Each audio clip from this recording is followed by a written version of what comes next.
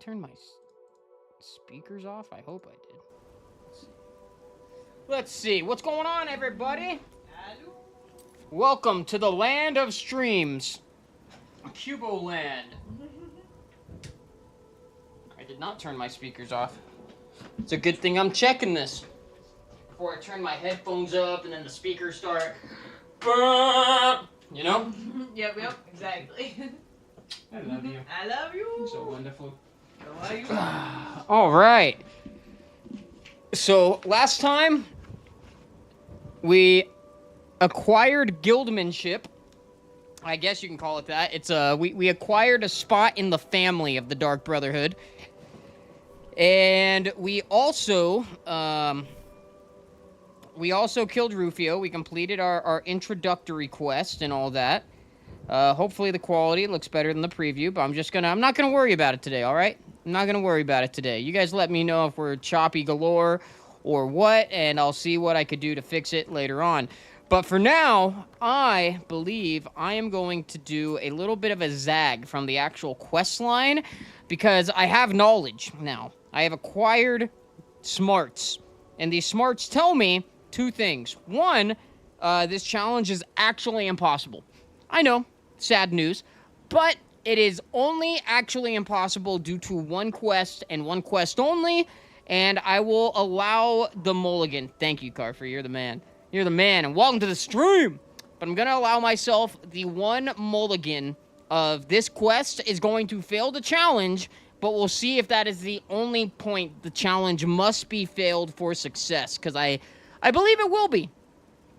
Second off, I've realized this challenge is gonna be really long and arduous and tedious if I stick around and just level up my blunt at a normal pace. So I am going to do the fancy schmancy thing of going here to the Deep Sicorn Hollow. This is a DLC home that you can get in the game, and I think it comes in the Game of the Year edition on Steam, whatever. Used to be something you could purchase as DLC on Xbox Live. And there is something here that is huge for us. We love long challenges. Oh, dude, it's going to be a long challenge regardless of how I cut it. All right. I read the journal. It tells me what I need to know. I'm going to leave it there because otherwise I don't think I can actually drop it. Dude, there's a dead fish. There's a dead fish. Thomas, hit your brethren. But there is something here, which I don't think is quite here yet, but I'm going to go check. Because I might have to do a lot of fishing and money grinding to unlock it. But it's basically a way to permanently give myself a combat training method that could just go on and on and on and on. It is a punching bag. It is basically a punching bag, but it's a human punching bag. So if I can find this guy and where he usually stays. Oh, is this the font? The font of renewal? That is how you take away vampirism if you become a vampire. This DLC is actually kind of huge. Hello, Tangled. Welcome to the stream. How are you doing? Thank you for joining us. Alright. This is where he would normally be. And he's not currently here, so I gotta go spend the money. I gotta go fish a bunch. I don't know if it's a torture chamber. It's kind of a torture chamber. I mean, it's one guy who cannot die that we just keep hitting over and over and over again, and he never fights back. I'm pretty sure they introduced him in this DLC to just be an easier way of grinding up levels of your combat stats in this game. So we're gonna fish here in the Deep Sicorn Hollow, just because why not? We're gonna need quite a bit of gold. I should probably go see how much I'm gonna need. That would be a good idea. That would be a good idea. They have something like that in the Dark Brotherhood in Skyrim. I know, like, nothing of the Dark Brotherhood in Skyrim. I know I did it before, but I have realized slowly but surely that I truly am very underknowledged on Skyrim's Dark Brotherhood. Alright, let me get out of here. I'm Let me go back the way we came. I'm gonna get out entirely for the moment. And I'm gonna fast travel to where we have to go to, I'm gonna fast travel to where we have to go in order to buy upgrades for this place. Because we're going to need to buy one upgrade and one upgrade only. I'm not trying to make this like a full-blown, oh, hey, we're gonna discover things, or I don't know what I'm trying to say there, but you know, it's not about the DLC home. I don't need the home. I just need the one thing that this DLC offers, and I'm actually allowing myself to use that in this run. All right. Wawinette. Dang. Grinding a bit in Monster Hunter.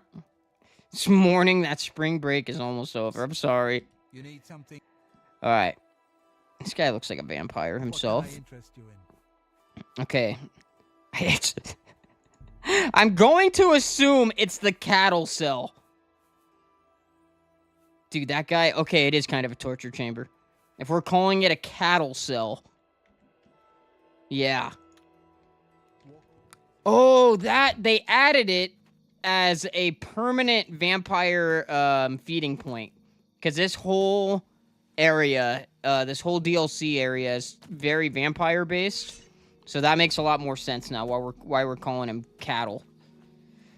I would have healing hands on and then a sword of something on Skyrim to grind healing and one-handed.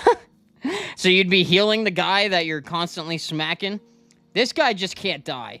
But I guess I could do that to grind restoration too if I was doing that.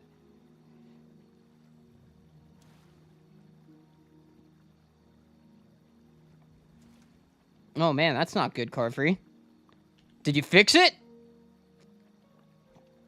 Did you fix it? Okay, we're gonna have a nice peaceful fishing stream. We're going to need to catch a lot of fish to make 3,000 gold. You fixed it! Nice! Nice! This is incredibly zen right now. This is the most zen I have ever experienced. Just Larry fishing on the shore. Alright, we need some expensive fish here. We really do.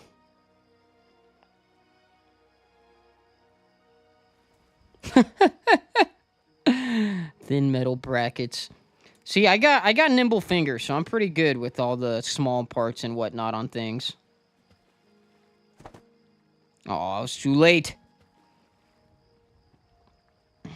Not a bad plan there, Carfree. Not a bad plan at all.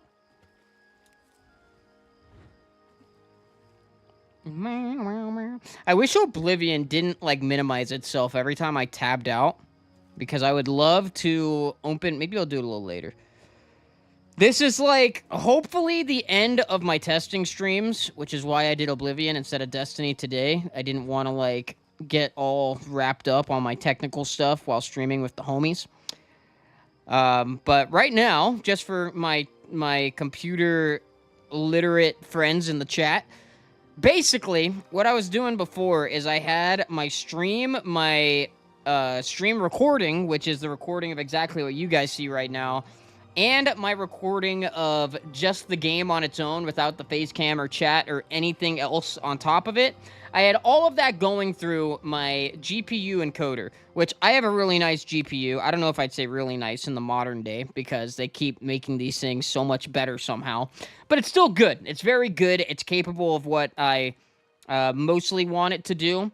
But I was pushing that thing too far when we were getting the big frame drops in the last, like, two Oblivion streams ago.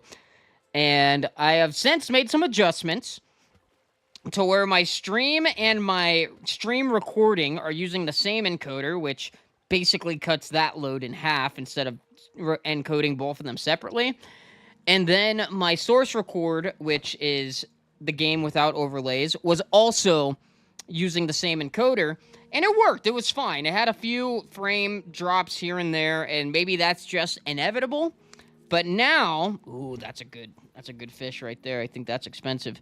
But now, I am using my processor, my CPU's built-in iGPU, as they call it, to record the gameplay source. And I'm hoping, because it's not affecting my CPU usage at all. I forgot that my CPU actually has a built-in graphics card and encoder. So, we're going to see how this goes. Dude, I keep fishing too slowly. Oh, I'm sorry to hear that, Tangled. Got freaking smacked up by a new monster. Got O-code. O-code. I am rocking the CPU encoder on just my... the footage of the game and the game alone. I'm still doing what I was doing before, using my graphics card encoder for the stream, and using the stream encoder setting for my recording of the raw stream with my dialogue and all that stuff. I'm going to do a quick timestamp Cody. This timestamp is to indicate that I am fishing for money to buy the thing for the Deep Sicorn Hollow. But I have it split up now, and my preview still looks kind of choppy. You guys could be the judge if the stream actually looks choppy, but this was happening last time as well, where the preview does not look nearly as good as the finished product, so we'll see how it goes, you know? We'll see how it goes.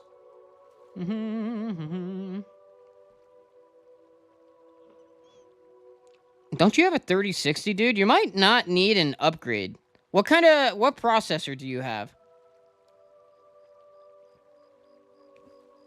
Maybe you should try oh, we got the Hog Sucker!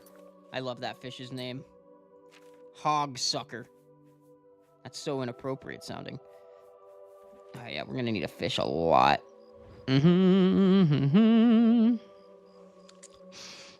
Oh, I see.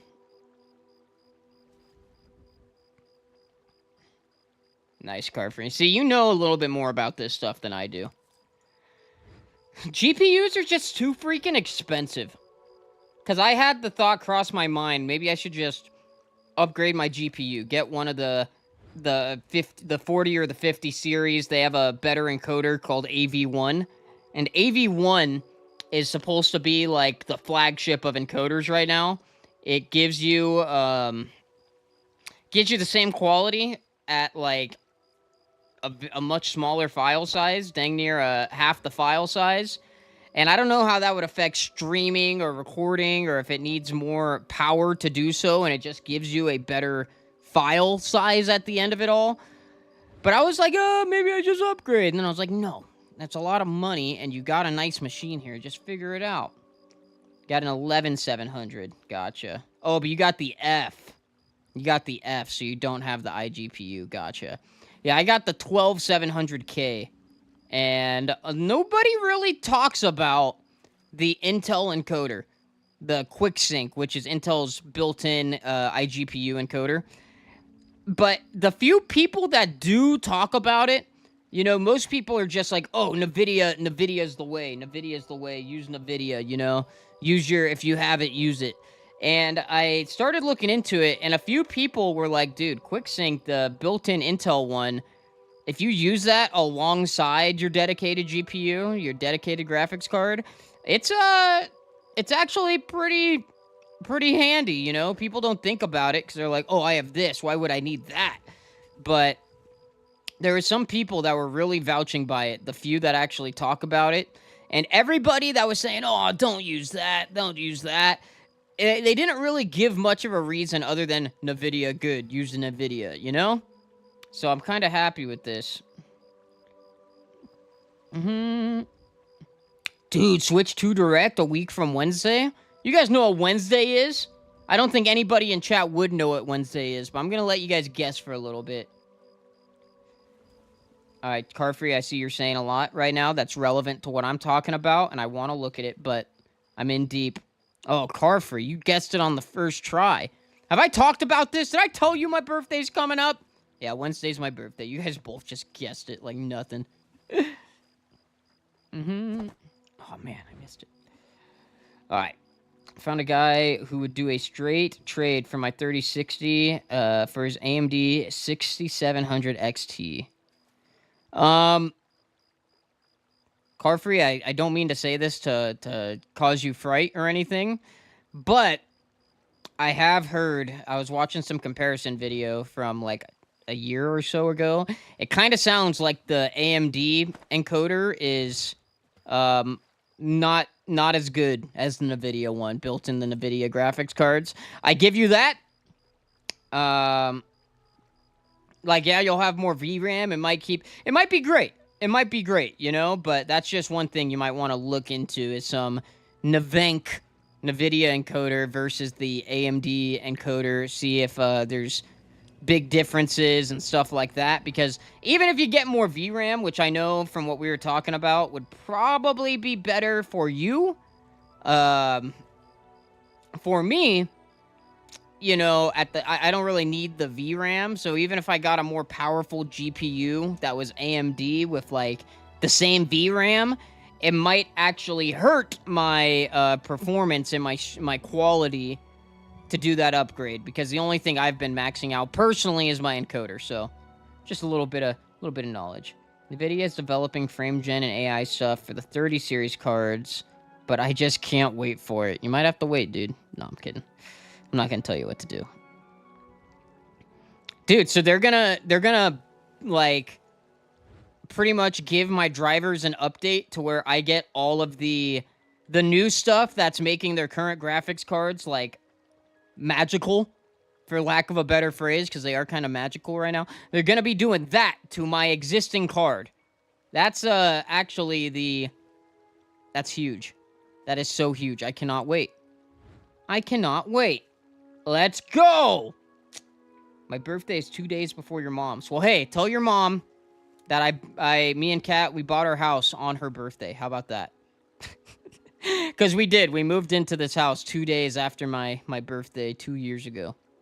Coming up on two years of home ownership, my love. Oh, she's not even in here. She had walked away. I love you. I love you, and I was too cold, so I went for a jacket. Woo! This room does get cold, doesn't it? Yeah, I don't know why. I'm okay with it, because when it gets peak summer and I'm in here streaming, I'm gonna want as much coolness as possible. You know, I have a theory as to why, actually. This side of the house gets no sun. Because the way the sun goes... I love you.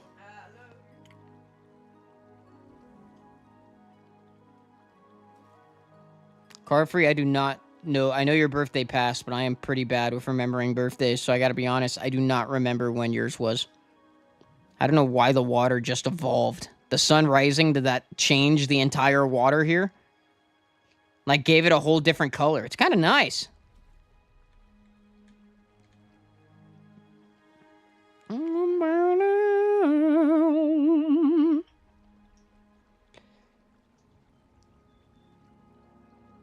Come on, fish. Come on, fish. AMD stuff was rough back in the day, but their new development... How new? Because that's what they were saying. Maybe it's for AMD processors. Maybe that's the specific encoder they were talking about at the time. But, like, how new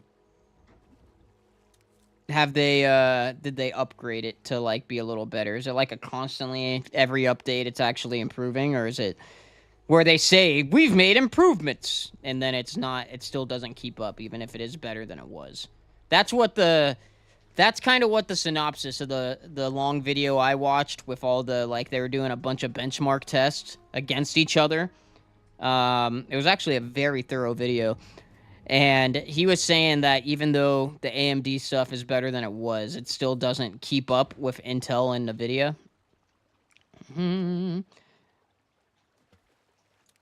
I'll get new ray tracing, better DLSS. What is DLSS?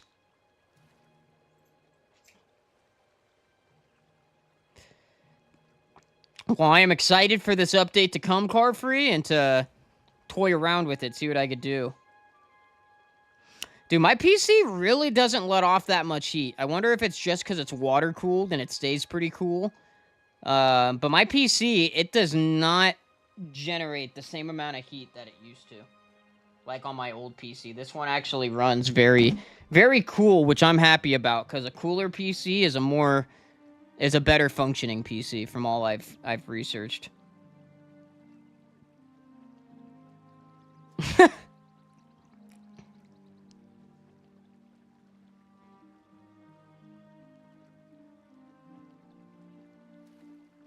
the AI upscaling feature on the 30 series cards. Okay, gotcha. I'm assuming that's for, like, the actual game and not... Well, I guess if it upscales the game, it's also upscaling your recording, but... Yeah, I think that might be good for me on older games that weren't really very HD to begin with, such as Oblivion. I don't see myself needing it very much on more modern games like Destiny, even though I might be able to make Destiny look incredibly cracked out the gills beautiful. I'm not that much of a graphics, like, elitist, if that makes sense. 1080p's always been good enough for me. But if it literally affects my performance none, it doesn't take any resources away from me making videos and whatnot, oh, I'm with it. I'm so with it. So down. So down.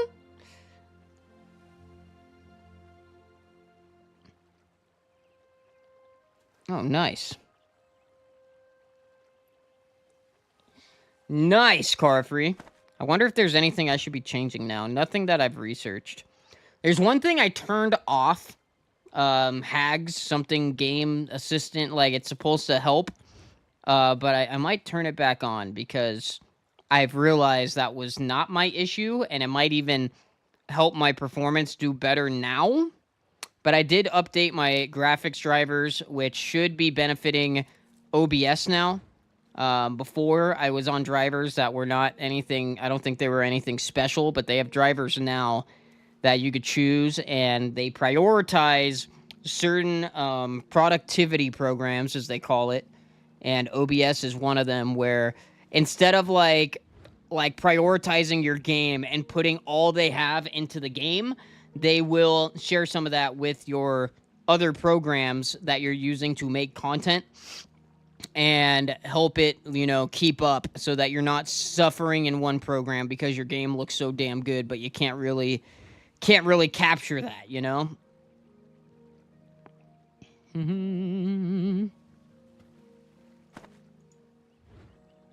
I hear you, Carfree.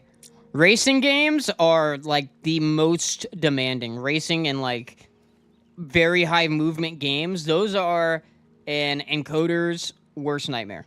And the way I play most games, I kind of turn a lot of games into that just on my own because I'm always... But I'm just trying to, I just want my stuff to look good. I just want my recordings to come out looking good. That's it.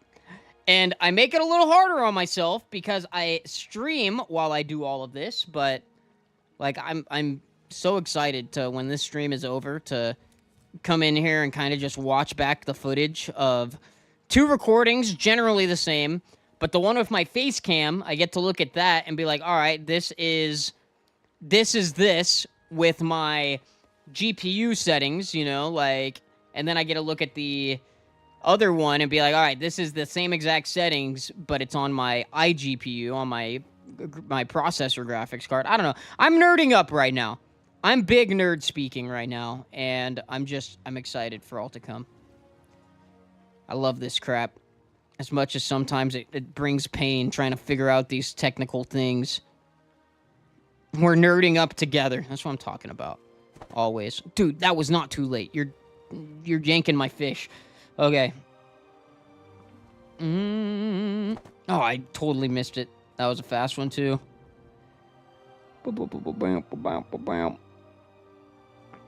Alright, I think that's enough nerd talk. How's everybody's weekend going? How was your week? How you been? I know I didn't stream too much this past week. I did, but I didn't. I spent a lot of those days, the short window of time at the end of the day I have to stream, I spent doing, like, extensive testing on all this stuff. I was like, you know what? I'm just gonna figure this out. And, yeah. And my wonderful wife is employed again, so I get home a little earlier than she does these days on a weekday, and, I just, I was like, well, it's not like I'm neglecting my family to sit here and do these tests. So it's actually, I took advantage of that time, and and did my testing, and then when Kat got home, by then I was done testing for the night, for the most part, and it was nice. Though I would prefer having my wife home whenever I'm home. I get it. It's all part of life, you know? I love you. Boom. You're getting some congratulations in the chat, Kat. Thank you, thank you. I saw that, Carfer. You're working on the script again. You got Taco Bell last night for a good reason. What's your good reason? Were you blocked up? You needed to get a movement going? Sorry. That was out of pocket. That was so out of pocket.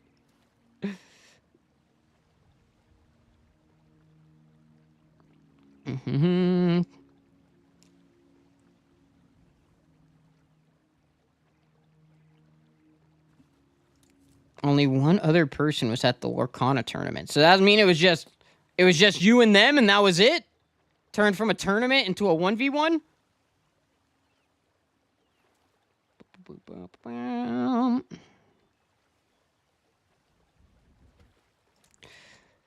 Yeah, sometimes that family stuff has to come first before routine, Tangled. I hear that. Had dinner plans and you came through.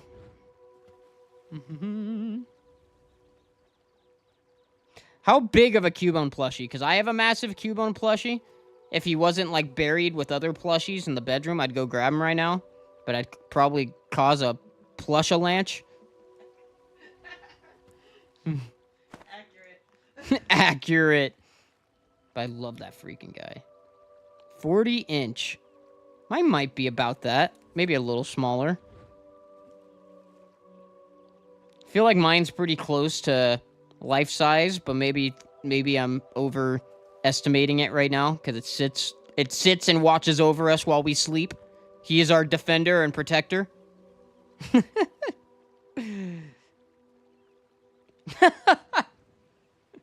Bro, I told you it was out of pocket. I know I was out of pocket on that one. Out of my gourd. Oh, that's the sweetest thing you could have possibly said about that, Tangled. I would not be upset if you would not be upset if your brother's girlfriend became your sister-in-law. Oh. Oh. I think my siblings quite enjoy their sister-in-law, as do I. It was a great night. That's awesome. If you want some plushies, Carfree, I mean, I think they're kind of pricey for what they are, but I don't think they're too ridiculous just compared to all plushies in general. The Sitting Cuties, I think they're called. The Pokemon Sitting Cuties plushie. I think they have one for just about every Pokemon, if not every Pokemon. And they're pretty freaking great. I can't lie. They're pretty freaking cute.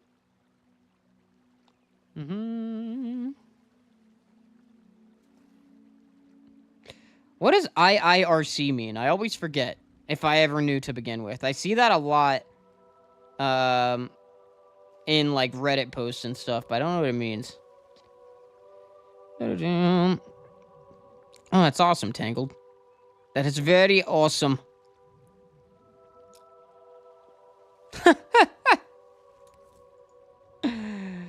Oh, Daisy the dog. Sitting Cuties line is your favorite? Nice. Need the Oshawott? Do it! Freaking do it. When it makes sense. As a jungle gym, not a single gym. Okay. I was trying to figure out what that meant. If I remember correctly, thank you. Tangled, I've probably asked you exactly that exact question before. I'll try to remember now. If I remember correctly, IIRC means if I remember correctly. All right, I'm gonna try to use that funny little saying as a way to remember that.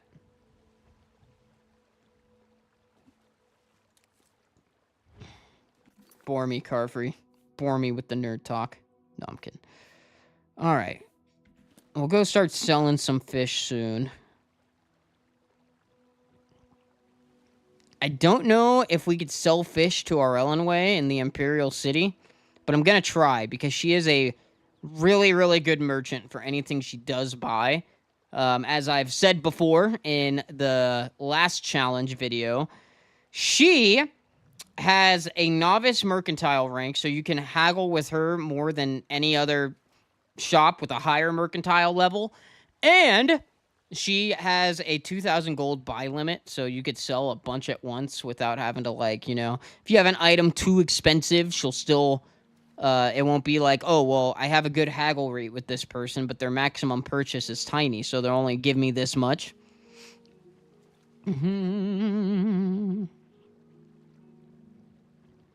Charlie Brown. Wop, wop, wop, wop. Wop, wop, wop, wop, wop, wop.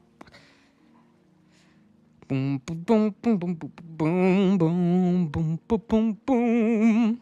Oh, the peanuts.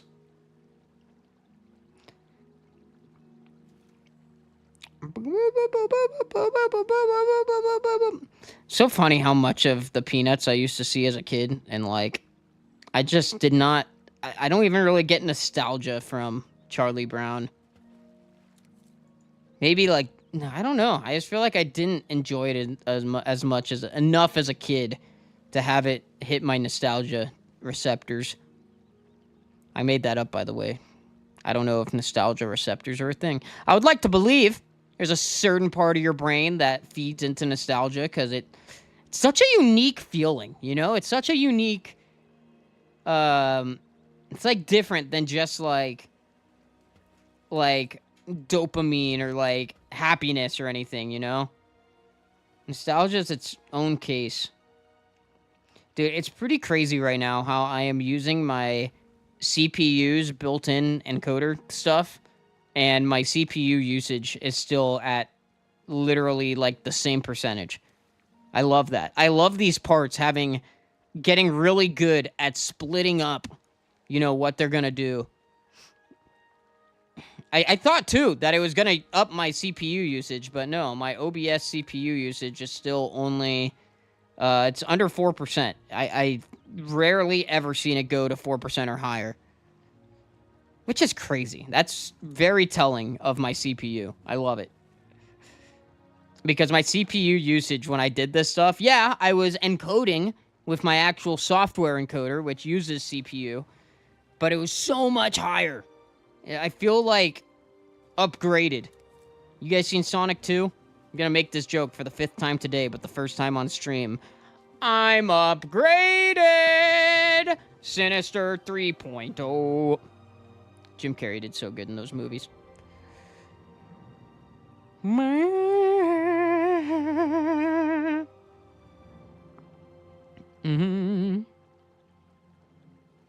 Yeah, right now, this is like best case scenario for an encoder. Just sitting here. What's up, Skithrow? Welcome to the stream. Thank you for joining us. How you doing, brother? How you been? How you living? I still get nostalgia from Gen 2. I think Gen 2 is my only Pokemon game now that gives me, like, full-blown nostalgia. Only due to the fact that I have made Pokemon content for so long that, I still get a hint of nostalgia in most games pre-Gen 5. My most nostalgic era of Pokemon, But, Gen 2 is the only one that still gives me, like, a rush of nostalgia because it's, like, it's the one I've probably made the least content on from my nostalgia era. And it just hits. It freaking hits. I haven't played Fortnite in a long time, Skithra. I don't really plan on it either anymore. Right now, I'm kind of the only shooter game I'm getting into with my boy See-Through in the chat. We're getting into, he's already been into it. He's huge into it, but I'm getting into Destiny 2. Relive my glory days of Destiny 1, but on the new game. And other than that, like, I got limited time and limited, like, I don't want to say resources or energy. I don't know, but basically, I don't get too adventurous with all the games I play. I'm pretty like one track with my game selection. But every now and then I'll jump on Fortnite for like maybe 2 days at most. And it's like, it used to be a lot more frequent of spurts, and now it's like, last time I played Fortnite was probably like a year to a year and a half ago. And it was probably even longer than that before I picked it up then.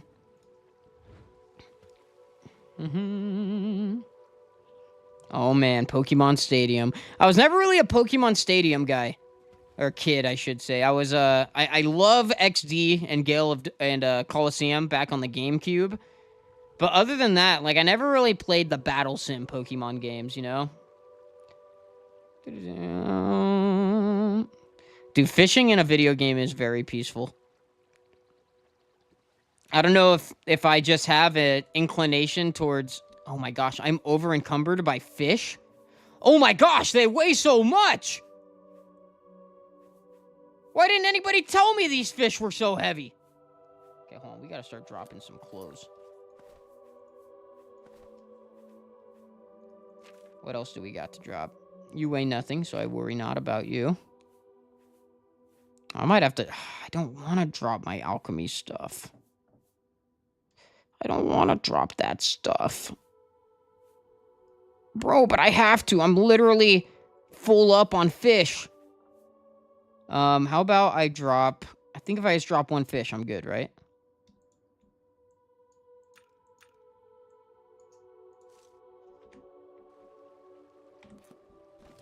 Okay, no, I need to drop a little more. If I drop you, can I get lucky? There we go. There we go. Only one fish had to be sacrificed. Okay, let's go sell these. See if we can sell them in the Imperial City. Timestamp Cody, go back a little. We had to drop fish. Alright, so right now my preview is lagging like crazy. Not like crazy, but it has noticeable choppiness. How's the stream looking, Carfree?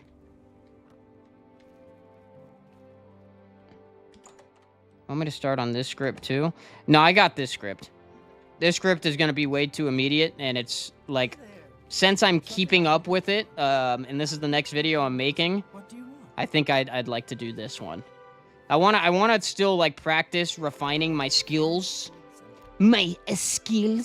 before I go and start revising your script to match whatever more I want for like my channel. You get me? It's like kind of a weird sentence, I suppose, but ooh. Don't waste your flattery on. Really?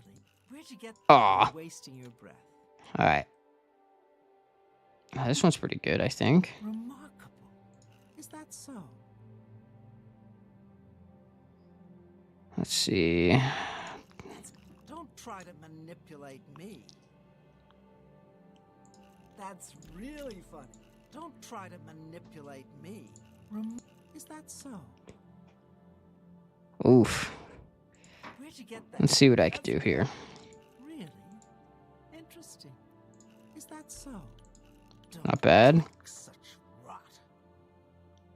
Remarkable. You can't scare me. Don't waste your... I like that a lot. Okay, let's try this again. That's really too much. You can't scare me.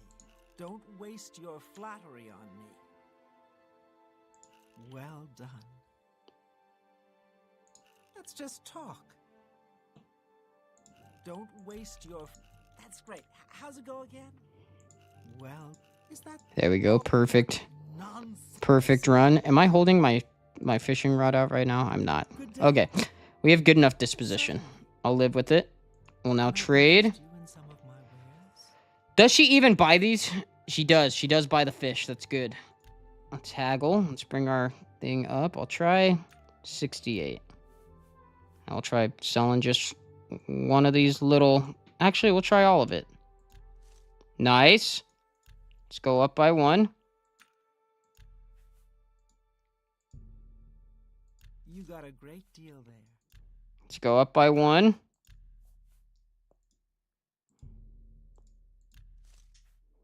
Okay, I'm a little scared to go up anymore. All right, so we literally got a sixth of the money we need. So I'm just gonna fish in the Imperial City because there is water right out here. Keep doing this. We got to get all the way up to 3,000 gold. Is it here somewhere in the market district? Maybe it's not. Could have sworn. Oh, it's gonna be straight across. I know where to go. Do-do-do-do-do. Saw like 2 single choppy frames. Gotcha. Gotcha. That's big. That's huge. It definitely looks better than the preview then. I might even start turning the preview off just to not worry about it. But I also like having it on just in case, you know?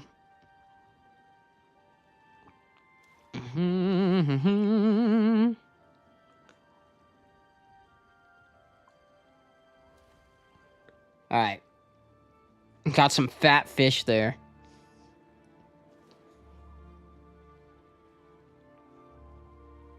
That's crazy, Corfrey. I do a lot of RuneScape AFKing, which is huge at... Speaking of which, I should be mining right now. What am I doing? Who do I think I am? So I'm gonna catch up one day in RuneScape. Maybe not, though, because you're still actively playing more Destiny than I am playing RuneScape.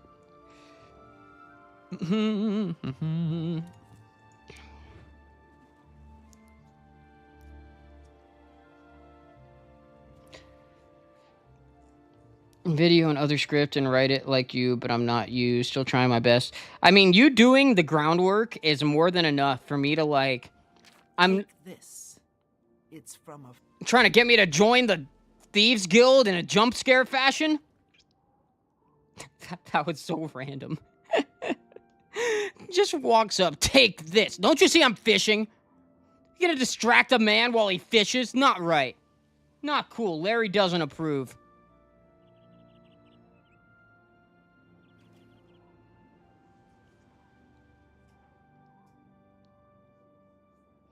Didn't we look over it before, Carfree? We discovered you have more hours than I do. The get down, Carfree, with the videos right now. I'm always thinking about this stuff. I'm consumed by YouTube. I think what I'm gonna try to do is I'm gonna do this video. This is my next video, almost certainly. I don't know. I'm kind of like tempted, depending on how far we end up getting.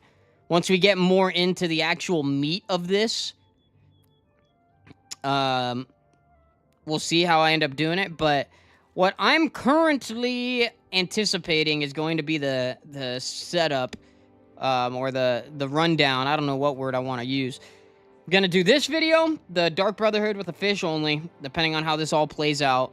Then I'm going to do, most likely, an Oblivion remake video, because if that comes out next month, that's definitely the next thing I'm doing, just because it's hype, it's going to be fresh, and I literally cannot wait to play an Oblivion remake. So that'll probably happen next, just for sake of me being me. Bless you. And then from there, I want to go back and do the Undertale video. And then after Undertale, I want to do the Scarlet video. That could all obviously change. I could do something between Undertale and Scarlet.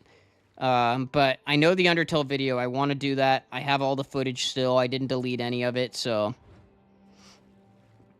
we'll see how it all unfolds.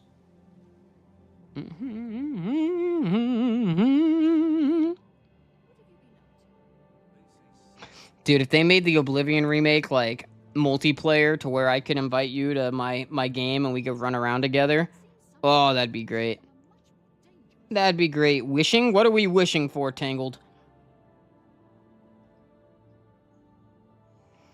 Oh, I'm absolutely not doing the Scarlet video until you're ready, Carfree. Since you're writing the literal, like, the groundwork of the script, I'm not even gonna touch that until you tell me, hey, here's your script, do what you want with it, and then I'll go through it. I'll probably revise it before I even start it. But yeah, there is no chance that I start that before then. I know I just opened RuneScape, but I'm actually going to take some notalage. Too slow. I heard the sound cue and everything, but I was just not fast enough to the draw. Same thing just happened again.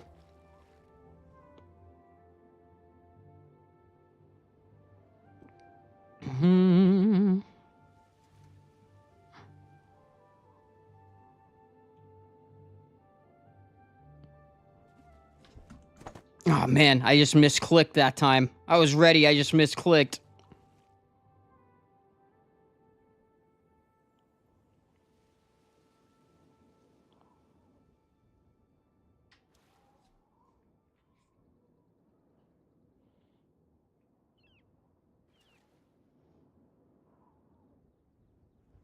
Taking my notes.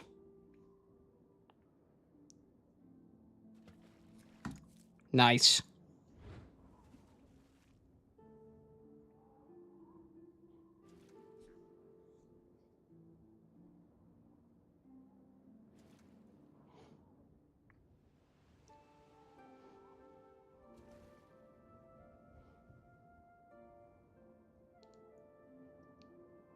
Okay. I think those notes are going to be good for a while. How much gold do I have right now? Yeah, good. I wrote down the wrong thing. Or the right thing. What's up, bro? Thomas hasn't had any action yet today. Thomas is gearing up for some action, and I'm excited for it. But as of right now, Thomas has not seen any action today. We're going to be fishing for a while. I need to raise 3,000 gold to be able to unlock something that will let me train my blunt to 100, and then Thomas will be, like, on non-stop for a good amount of time. And then once we get done with that, we're going back to the actual questline stuff, because we should be dealing more damage. I also got to be on the lookout for, we want to buy something that will unlock us the Fortify attribute perk, or enchantment, rather. So whether we have to get a spell that fortifies attribute this or that or the other, I need that. And then we'll need to earn some more gold so that I can use the... Or maybe I do the mages. No, that's a lot more work than just getting the gold, I think. But we're going to need to make some more gold so that we can also buy stuff for the mages tower, for the Frostcrag Spire, which will let us enchant, and I'm going to try to enchant my clothing all with a pretty much nothing but a boost to my strength, because that'll increase my damage output, and I need to increase my damage output if this challenge is going to make any sense at all. So that's kind of... I'm setting all that up now. It's the early game setup for a successful run overall. And I said this earlier, I don't think everybody was quite here yet. I am aware, and I am knowledgeable now, that there is one quest in this quest line that will completely stop the entire quest line should I not unequip my fish and equip a blade that is required for the quest, a very specific weapon. And I'm just going to let that happen. It's a mulligan. It answers the question. It means the challenge is indeed impossible. But I want to see how possible it is, minus the one and only guaranteed, hey, this just, due to a gimmick in this quest, it's not going to work the way you had hoped, you know? Smell what I'm stepping in? Oh, hold on, Tangled. I honestly have to go back and read your message.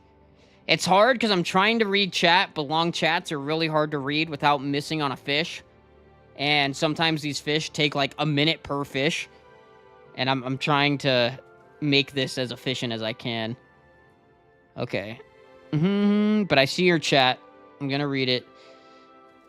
Speaking of things coming out, someone calculated based on previous Nintendo release and predicts that Switch 2 will come out on May 15th.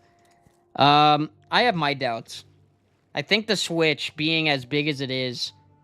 I mean, I don't know. Let's dabble with that. Let's ponder and have some... that actually brings up a lot for I could talk about. So, it seems early for the Switch to be releasing, but I know that there's kind of like a general release window for the Switch 2 that a lot of people have talked about. I could see them releasing it then without saying the release date's coming any sooner, because, yeah, they've announced the Switch 2, but some people might still be buying the regular Switch 1. And if they give a release date for the Switch 2, I am almost willing to bet that that would reduce Switch 1 sales. And that's not what they want, obviously. I'm sure them announcing the Switch 2 has already done that enough on its own. But they might be just like, hey, we didn't want to, they wouldn't say this out loud, but they might be holding off on the actual Switch 2 like release date announcement because they're like, hey, the closer to release, the better for our sales on existing products, which is fine. I get it. It is what it is. But at the same time, I could see them, wanting to announce it with more advance so that people that are buying a Switch 1 right now, maybe they want them to not buy the Switch 1 and buy the Switch 2 instead. Maybe the general, way of things in the marketing world, the game console world, is that, even if they announce a console late and people bought the older model instead of the newer one, maybe enough people end up buying both, that it doesn't hurt them. It actually benefits them in the long run, if that makes any sense. And you said, Molly dog! Is she in here still? Molly! Here she comes. Here she comes. You guys want some Molly? Molly visit? Come on, Molly. There she is. There's the Molly dog. Oh, what a good poochie. What a good poochie. Chat loves you, you know that? You know that? The chat loves you? Efficient. Ha ha ha! I'm down for everything to come out ASAP, Tangled. I'm super down for everything to come out ASAP. It's really sounding like we're within a month of the Oblivion remake from all of the most recent rumors that have some sort of actual, like, credible backing. We'll see. It's still rumors. Bethesda hasn't said anything, and they could always respond to rumors by changing things. You never know. You never know, but, like, there's a possibility they announce the Oblivion remake the day it comes out. They might have some event planned, like... But if Bethesda announces that they're showing up at, like, a convention or having their own announcement of things to come, like a roadmap anytime soon, I'm like, oh, that might be the day. But a lot of people were expecting them to maybe have said something this past week and announced the game coming out in a month. Because Oblivion's birthday was March 20th. That just passed 2 days ago. Making this game a 19-year-old game now. Oh, you okay, girl? I'm sorry. Her, like, muscle cracked when she tried jumping down.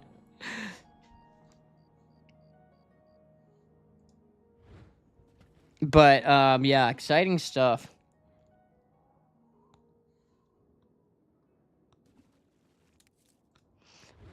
When you say modern titles, do you mean, like, non-Nintendo modern titles? Because I'm kind of the same way at this point. Yeah, there's a PS5 that exists. Yeah, there's an Xbox Series X that exists. I don't touch either of those. I don't have them. I still have an Xbox One that's at my parents' house because I've barely touched it. I want to say I've played 2 games on that Xbox One. One was like some Halo game or the other, and the other was Fallout 4. I bought Fallout 4 for the Xbox One when that released, just so I felt like I justified my purchase. Because I bought my Xbox One purely for the sake of having all the consoles and being able to record any game on any console, because I was still into the YouTube stuff back then when it was coming out. And now I'm at the point where I'm like, dude, I don't just make videos on every single game. I've kind of locked in, and I understand, like, the games that I like more, the niches, I guess you could say, that I'm more a part of and wish to make content within. And yeah, I never really saw a reason to buy a PS5 or an Xbox Series X or S when the console war was evolving, because I'm like, well, there's no exclusives on those consoles that are going to sell me.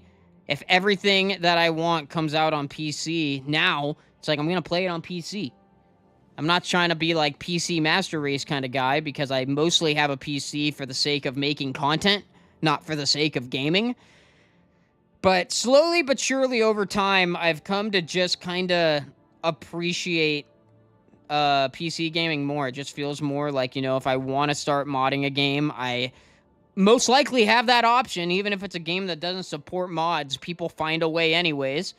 And I like that, you know. I like the mod potential because I'm not like a huge mod guy. Like Pro, I'm pretty sure Pro in the chat there is pretty big in the modding. So, you know, Pro's probably all you know, for the PC stuff, for just like, oh, I could run Skyrim with 100 mods. You know, I could completely customize my experience through mods. I'm not as deep in as like that, but I am, you know, I enjoy the option. Like the fact that we're fishing right now and our weapon is a fish. Those are 2 mods that are making an entire challenge video possible, challenge stream series, and I enjoy it. I like these challenges. I like the wackiness of it, and if it wasn't for those things, it's like, oh, I wouldn't even be doing this. I would be doing some vanilla challenge that's a lot more like practical challenge based instead of like, what's a silly challenge that's actually going to be hard, you know?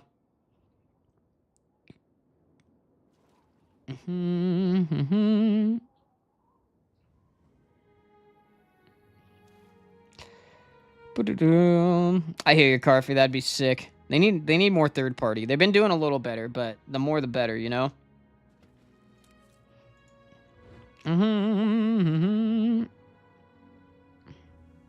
Not a game purist, but I do add mods like quality of life and extra content. Nice. There was one mod for Oblivion. The only thing about it that sucked was the voices were all like Microsoft text-to-speech, Microsoft Sam. But it was the Kvatch rebuilt mod, and it basically, you know, was just as it said after you do the certain quests in Kvatch. Like everything you could do in Kvatch. You do the story stuff there, and then you help the guy go into the Count's chambers, and you receive evidence that the Count didn't make it. And they're like, well, thank you for helping us, you know, anyways. And then after that, you come back to Kvatch, and Kvatch is like rebuilt. But everybody there speaks with a robotic voice, and it's kind of off-putting. But I love that that was just an option. You know, it had custom quests. Every time you do a custom quest, more of the rebuild was complete. You know, like the town, the city just slowly but surely got rebuilt. It was cool. It was cool. Yeah, no, the Switch is such a unique addition to the console game. You know, to the gaming game, really. It's not even so much about like, oh, I don't need a Switch. All the games that I would play on there, I could play on PC. It's more of a fact of, you know, it's a Switch or a Steam Deck, but the Switch is just, I don't know. It's a great console, man. I really enjoy the mobile aspect to it. The Joy-Cons are a really cool feature. You know, I remember in when I was still in school, in college, before I dropped out, I had a Switch. It was right around the time the Switch launched. And in between classes, I had like an hour or so to kill. I'd go and sit in the nicest part of the school that I could find, and it was like so peaceful. There's like a fountain in there, a giant fountain that had like actual rocks, and it looked like a river. I just pull up a seat next to that. I put my Switch on the kickstand. I'd play Breath of the Wild. Oh, it was fantastic. It was actually awesome. I put in one headphone to listen to the game, and I'd listen to the natural sounds of the ambiance, you know, in the background. It was great. It was great. What's going on, UB? Welcome to the stream. Thank you for joining us.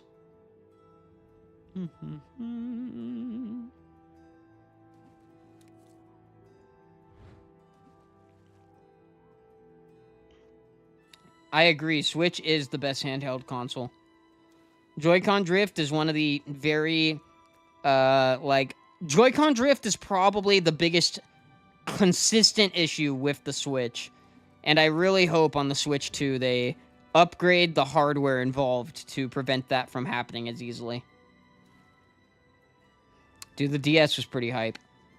The DS was pretty dang hype in its era.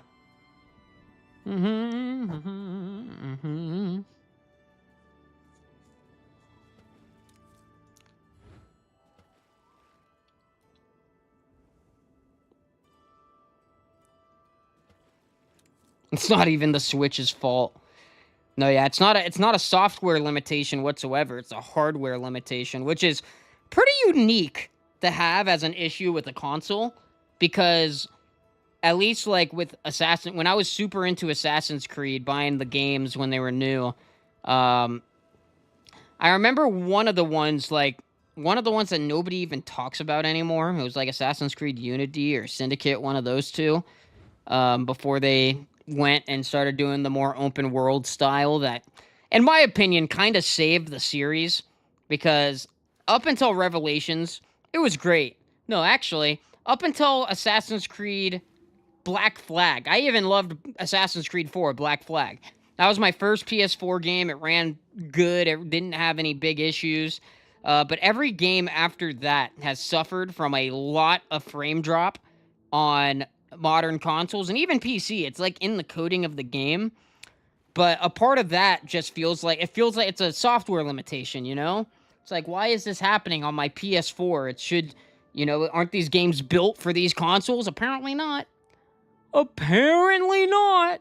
And like on the Switch, the only, I guess you could say, software issue that I've noticed in any game I've played on it is that the Skyrim Switch edition has unbelievably long load times. The longest load times of any copy of Skyrim, I tell you. It takes forever. But with any other game, dude, it runs super smooth, both handheld and on the dock, playing on your TV.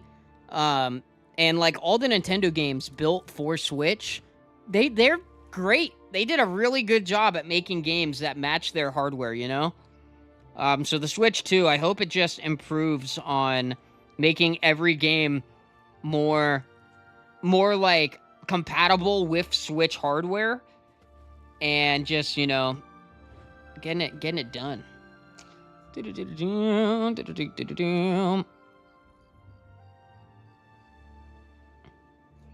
I think the Switch has a lot of good games. I agree with you on that, Pro.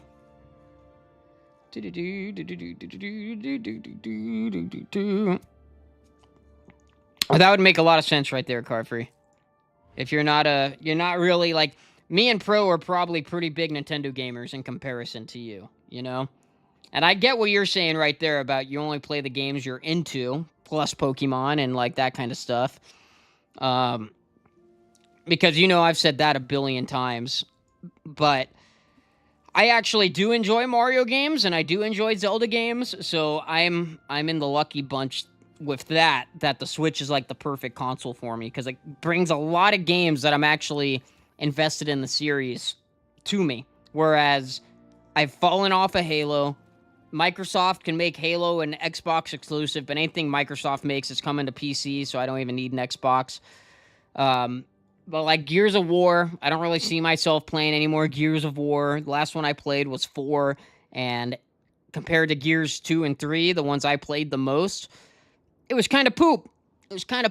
Did not provide the same experience that I had become accustomed and used to.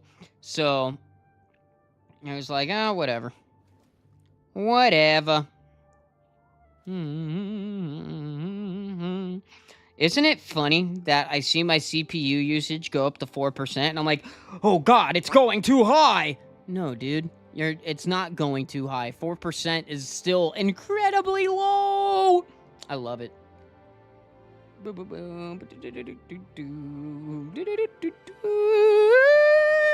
I was trying to sing for a fish.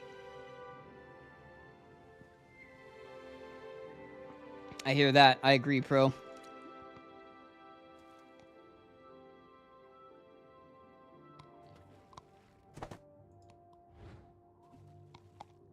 Yeah, I agree with that, Pro.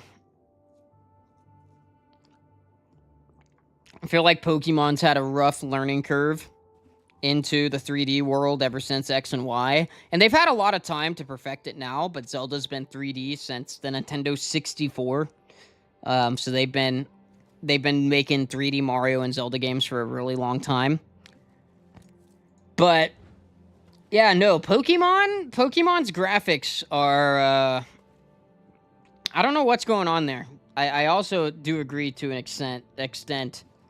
But I would love to see Game Freak up their game on some 3D Pokemon games to make them look more Breath of the Wild-esque, Tears of the Kingdom, Mario Odyssey. Like, make it look like that. I'd also really like a new Mario game. I know Mario Odyssey is still an incredible game, but you know, we've gotten I guess Tears of the Kingdom built on Breath of the Wild a lot, so it's not like it was a total redevelopment cycle. They used a lot of the same assets and whatnot. But even I don't know, dude. I'm just kind of itching for another Mario game. I'd love Sunshine too. I'm such a Sunshine head. I love Sunshine. I want more. I'm talking like the actual sunshine in the sky and the Sunshine video game. Your CPU usage is at 10 just watching. I don't know what my overall CPU usage is because I'm pretty sure OBS only shows you the percentage that OBS is using. I'm not positive though.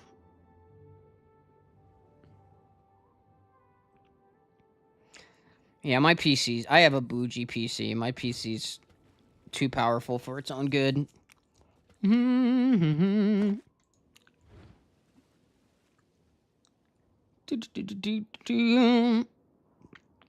even if they... Yeah, I agree with that, bro. Even if it was Odyssey 2.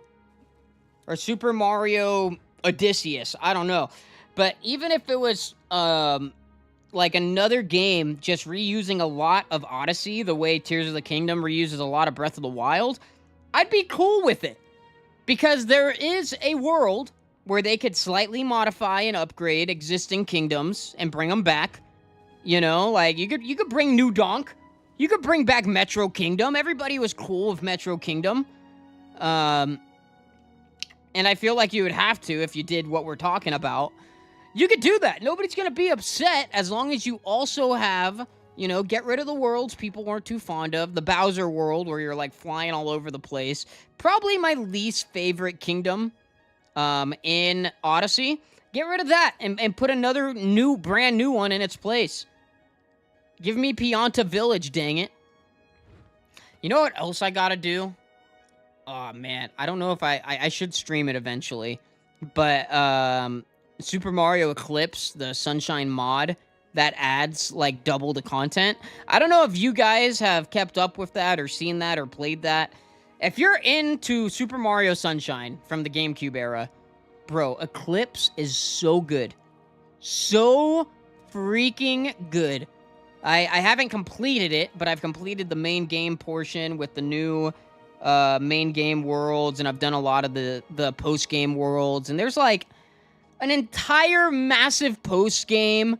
It's pretty freaking awesome, man. I gotta say, it's probably the most expansive, cool, fan-made mod I have ever seen of any video game ever. Which is saying a lot.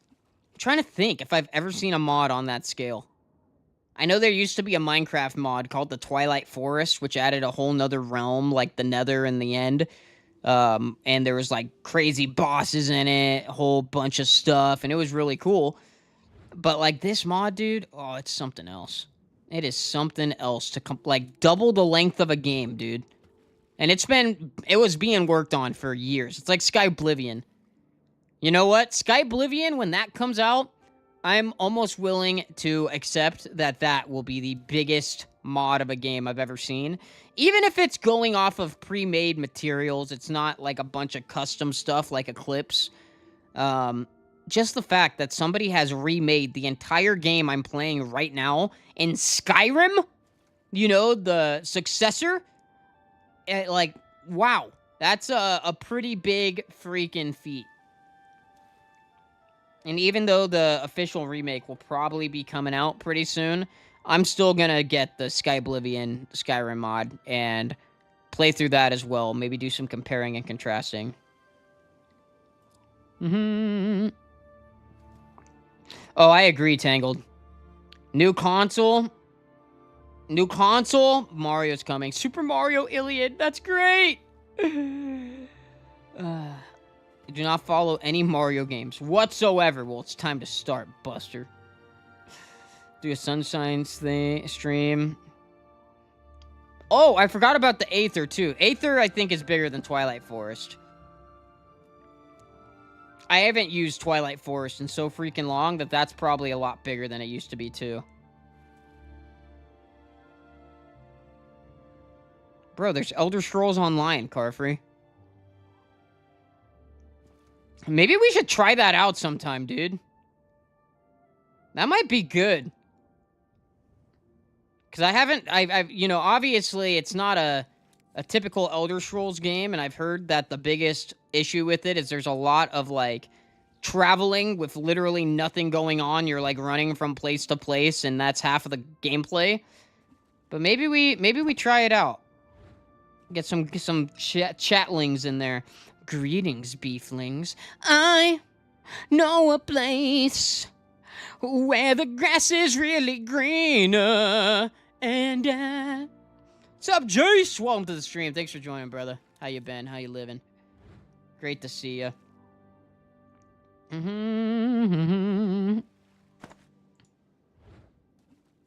It sucks. It's not even funny. Oh, wait. I'm full on fish. Hold on. I'm full on fish. I gotta drop a fish again. Dude, give me that really expensive fish we got last time. Wait. Okay, that's fatigue, agility, resist disease. I need a fish that restores health so bad. Because that is still our only healing method.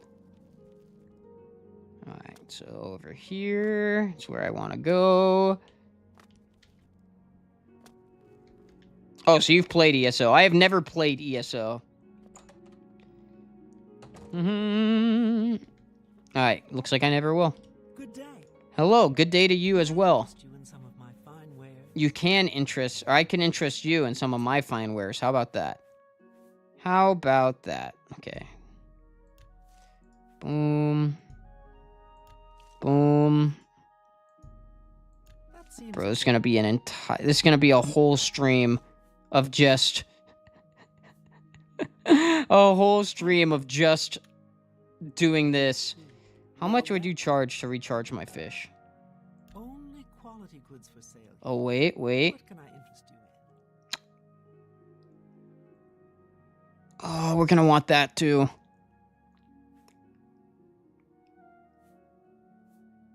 Buying one of those skills right there should give me what I need to enchant my clothing. May I interest you in Oops, wrong one. And this is recharge, right? magical equipment charged? Brother! She trying to charge me 65,534 gold to recharge my fish. Oh my gosh. That is way too much. Bye.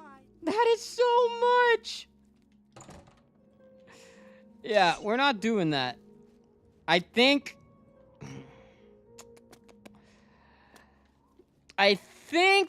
the strategy might end up being is duplication glitch too cheap, chat. Because I'm thinking we get some soul gem action going and we duplicate some soul gems, and that way we could recharge it on our own, though it would still take a ton of soul gems to get it to full. But I really don't need the enchantment. I don't need the frenzy. Minus a few times, it might help us out a lot. Because if you have, like, a frenzy spell, you could actually make the Dark Brotherhood quest line comically easy and cracked, and you never have to even attack someone on your own. You just frenzy everybody into killing your targets for you. But, oh man, didn't mean to do that. But, I don't know. We'll see. Abusing glitches fails the challenge. That's not in my rules. That is not in my rules, and a lot of challenge runs use glitches. I just want to know what chat personally believes. If it is less exciting or more, or like the same excitement. I doubt duplicating would make it more exciting, but no, I think me personally, I kind of want to stray away from it. I don't really want to do it.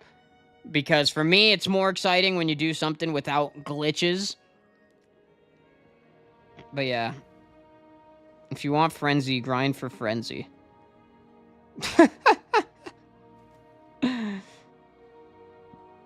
Remember to like the stream! Thank you, Jason. Yes, if you guys are enjoying, please hit that like button. Helps out a lot.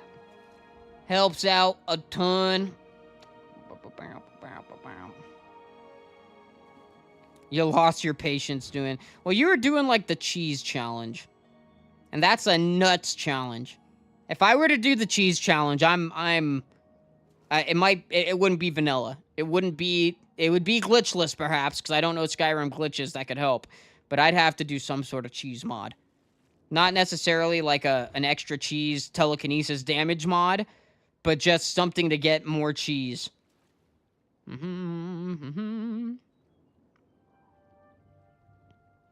Yeah, Carfree, I think Carfree has since given up on the cheese. The cheese was too absurd.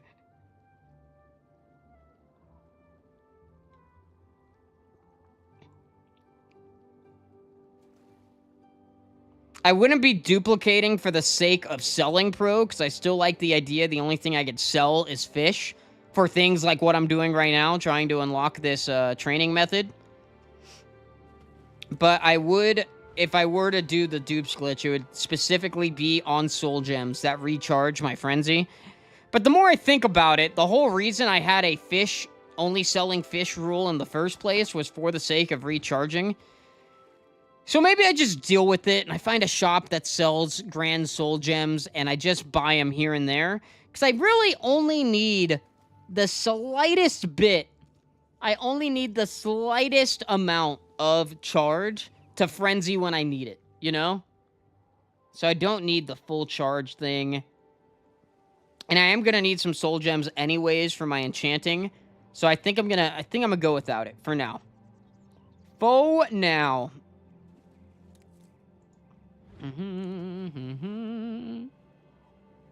That cheese was digging in him. Your challenge, you do you. I mean, I am doing me, Tangled. I'm just asking for input from my homies in the chat, you know?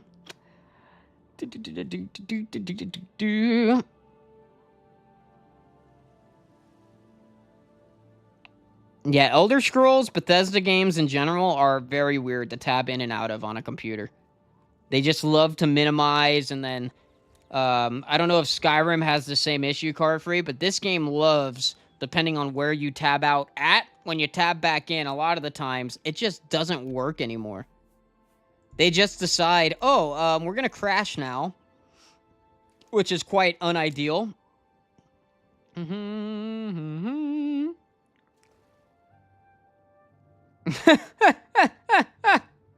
Bro, your response is great.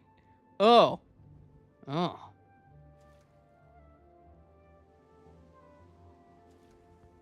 It's still really incredible that you beat the first dragon, Carfree.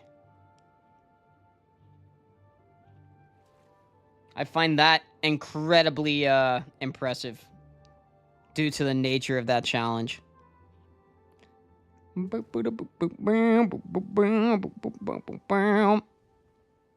don't know how I beat the first dragon. Oh, man.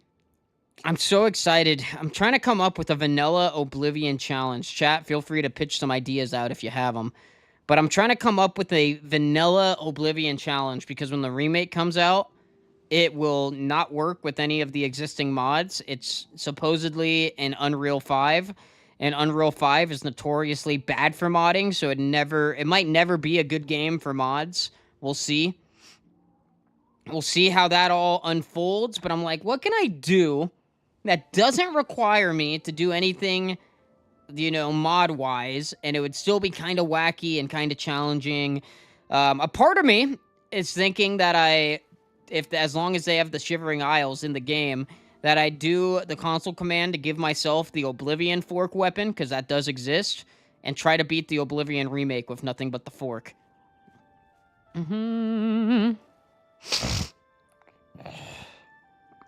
The first dragon is lactose intolerant. It's in the lore. That's great, Jace. That was fantastic. I'm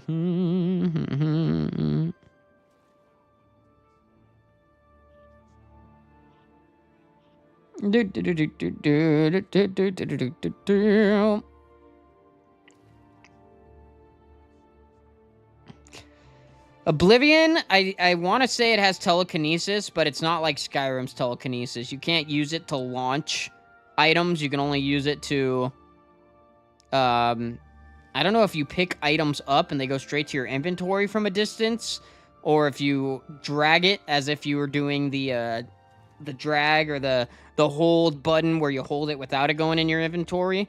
I can't remember, but I'm pretty positive at least that it doesn't have the launching mechanic and the damage mechanic that Skyrim has, even if it is barely any damage. Because that'd be a good one. Doing the cheese challenge on Oblivion, on the remake. You guys gotta start doing your Oblivion research, all right? If you guys are gonna be fans of me, I kid.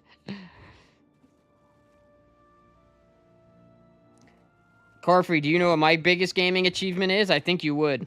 It's a little Cubo quiz. For the guy that knows my content potentially better than I know my own.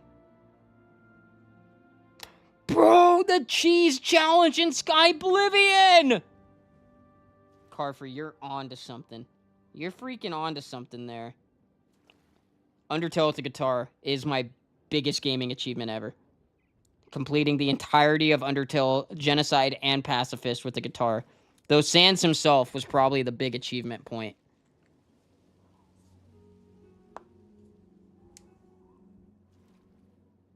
Dude,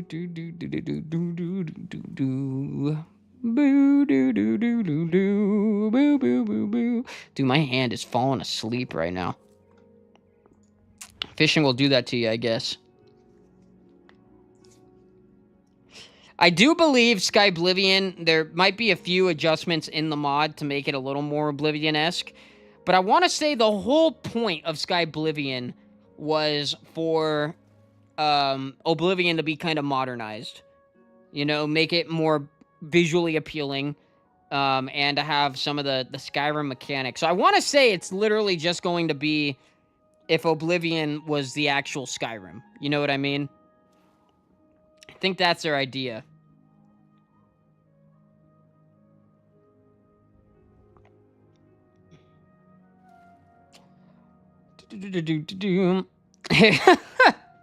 If you don't do the cheese challenge, it's gonna be a void in our friendship.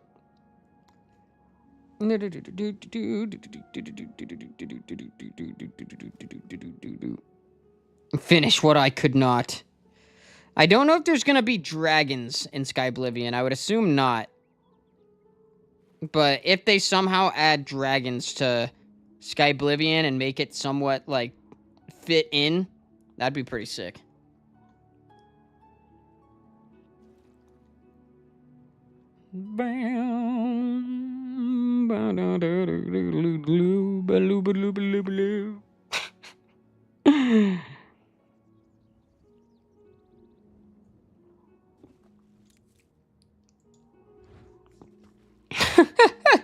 Are you saying do it in the remake and in Oblivion? Just do it twice?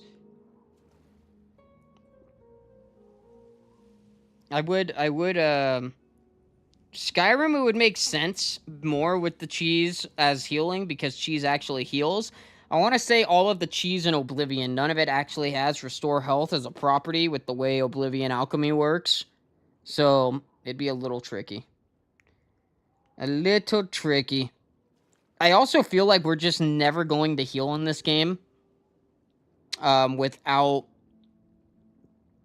With this challenge specifically. Unless we start... I don't know if, like, the most rare fish that we haven't caught yet heals health. Or if we just gotta upgrade our alchemy level to get the last two effects to have these fish start doing healing. But right now, we can't make any fishy health potions. And there's going to be a lot of fishing, I am now discovering in this. After we get our blunt up, we'll probably go do, like... I don't know. I don't know if I want to keep doing the overarching setup or, like, do a quest and then do some more setup. Because right now, we're doing setup just to get our blunt level up. Then we're going to have to do setup to unlock Enchanting. Then we're going to have to do setup to buy a better fishing rod that's faster and catches better fish on standard, on average, you know? So there is a lot of different things that, like, are going to require fishing on this. And then we're going to have to fish for our potions and to level up our alchemy. It gets tricky. It gets so tricky. Same, you would be always awesome to chill with the chat while we fish in Oblivion. The most exhilarating content I've done in years. Don't think they have dragons spawn in Skyblivion? Gotcha. I wouldn't expect them to. Maybe the real Skyrim is the friends we made along the way.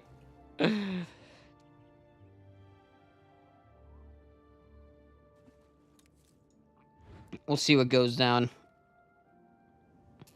Typical challenge run. The last challenge run didn't have a lot of setup, admittedly, except like money grinding in the ruins and whatnot. But there is definitely a lot of setup in this one. And where I usually try to avoid these long, arduous setup processes, like what we're doing right now, it just felt necessary to save this challenge.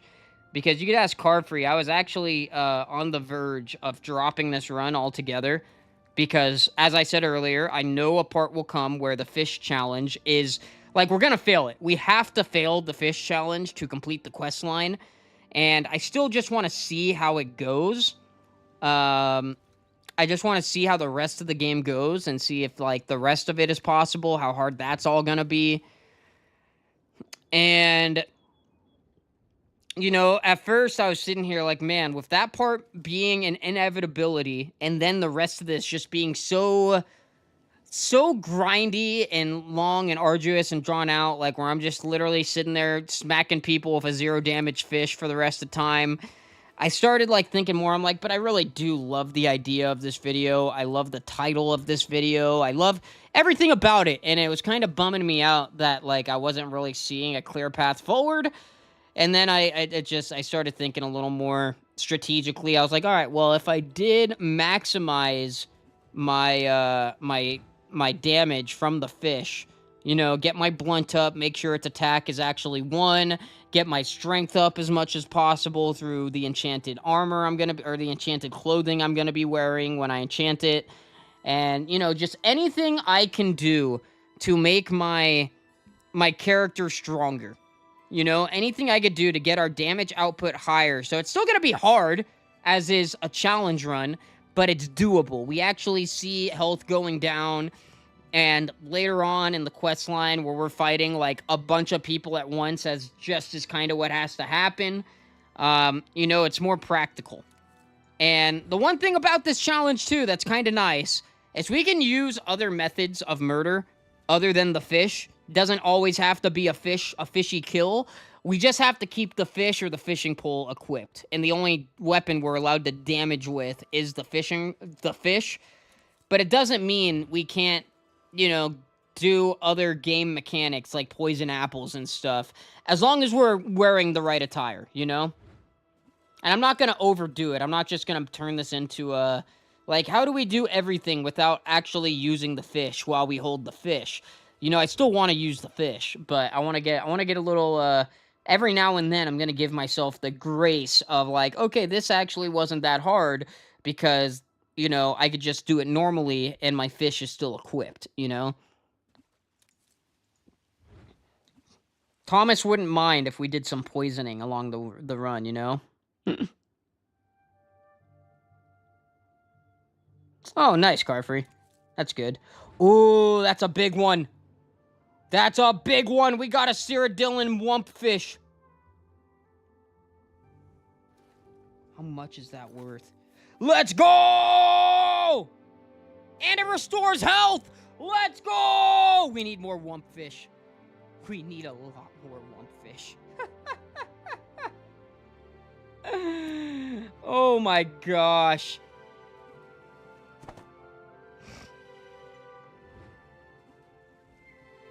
Thomas will become the poison. He'll be a rotten fish. I wish that was a mechanic, built into this fish weapon mod, that would have been hilarious. Hmm.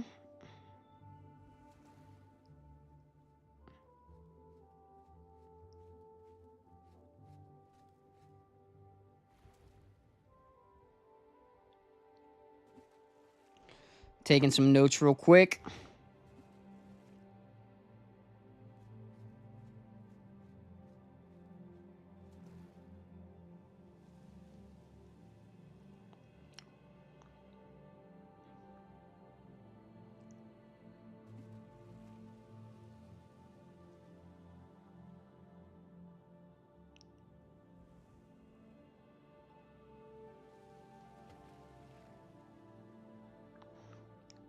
All right.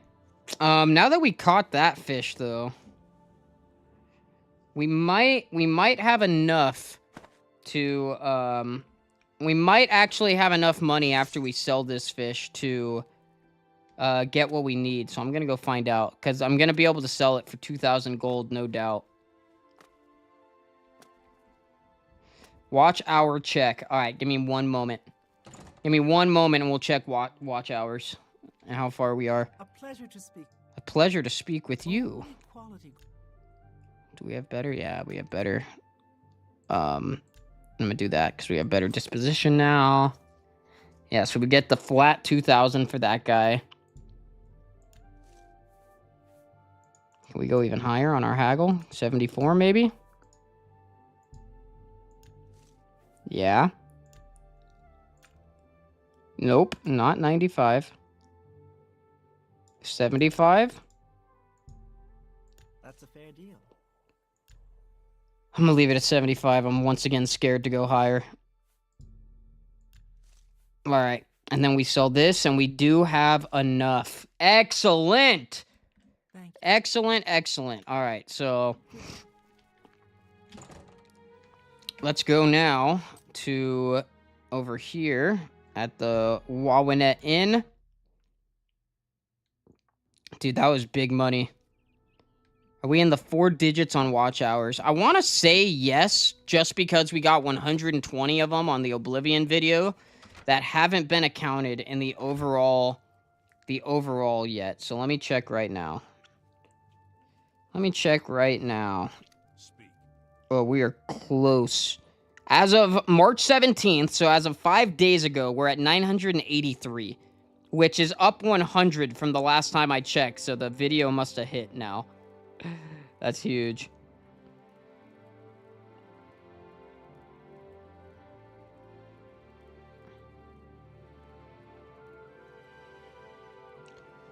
Mm-hmm.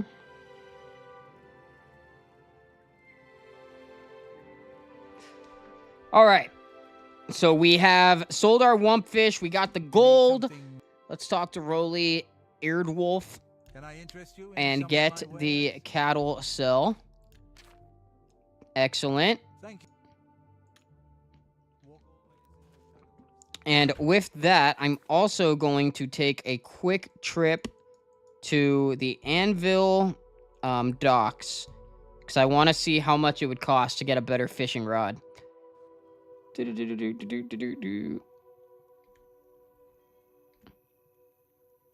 Was that like 200 watch hours? No, dude, I haven't been at that low of watch hours in months.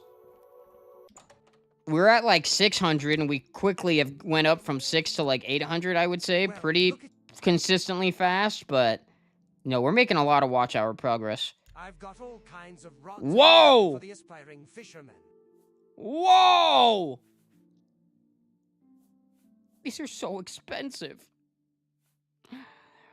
If we catch more big fish, though, it will give us better rods. I want to say...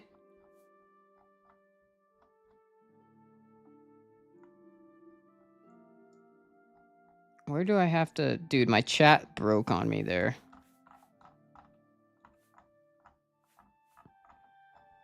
Why did it do that? How do I... Give me a second. There we go. Okay, so we're gonna need to catch some more wumpfish. We'll have to get lucky. We'll have to do more Definitely more fishing to be done, but for now, we're good on fishing. We got our upgrade. Let me make a quick note of that.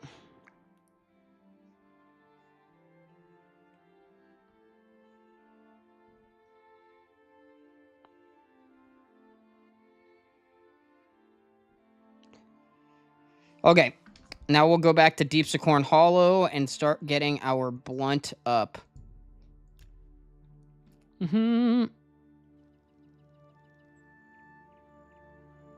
Destiny stream was like 240 views on your channel or mine? Like, did people go back and just run the views up on that? It's kind of interesting. It wasn't that high the last time I looked, but I guess I haven't really kept up with that too consistently since it all happened. All right, so gotta go this way. We gotta pull out the fish. It is time for Thomas to put in that work. Okay, and then it's this way? No, straight ahead. And here's the cattle cell. All right. And there's our guy who will never wake up. He'll just let us hit him for the rest of time. Yep. This is literally the process. See that? He just heals. Instead of dying, it just goes back up. Get used to this noise.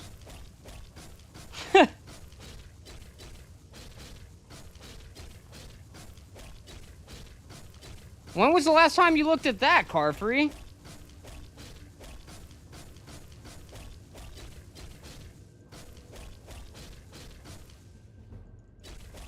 Okay, hold on. I'm gonna set something up here. I'm gonna get a little cheap here.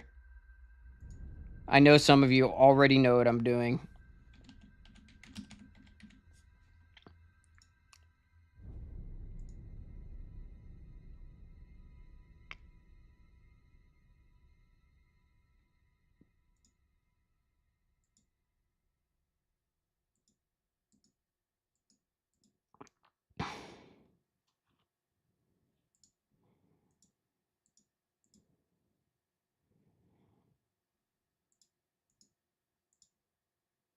Okay, let's see.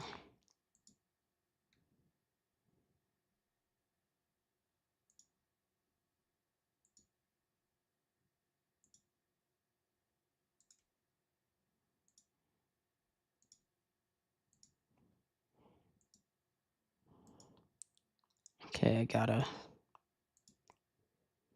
do a new one.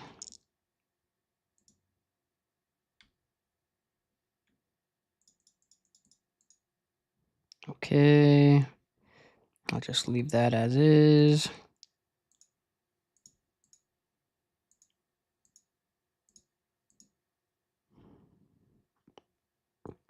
Opening this back up. And do a quick save. And now. Ha ha ha ha! Aha! Yes, yes! Damn, dude! Where did all those views come from? I gotta look into this now. I am so curious.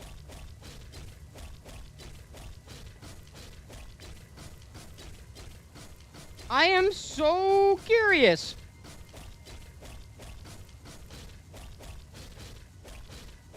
Y'all not fronting. What the heck?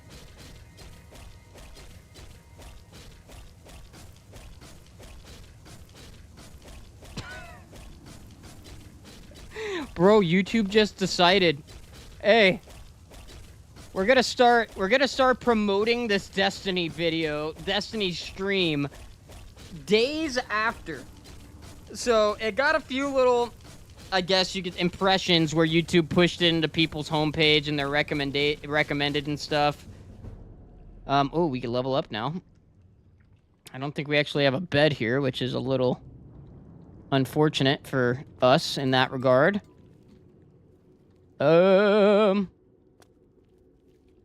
am not grinding up just to get a bed here. What should I do? What should I do? I want to level up and increase my strength. Is this the... There's no way there's a bed down here already, right? Oh! Huge. Huge. So we're leveling up. I don't like how we only get +3 strength. And then endurance. Endurance, strength, and speed. It's probably going to beat every single time. Okay. What's our blunt at now? 41, okay. Is our fish still at 0? Fish is still at 0, but we're getting somewhere. We're getting somewhere.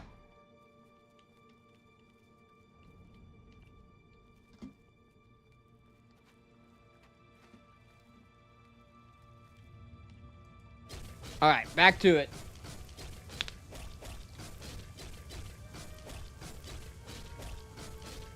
Doesn't mean you have to unlist it, Carfree. Just leave it. Who cares? So YouTube decided to give my video a boost in recommendations 3 days after I had streamed it. And then for about a day, it was just on an upward trend. And then it flattened out. It stopped getting recommended. But in that time, I guess people were clicking, man. That's a better click-through rate than my freaking Oblivion video. Didn't get as many impressions, but that's kind of funny. That is pretty damn funny, I ain't gonna lie. Bro, that's kind of crazy, too. The retention wasn't bad. What is this?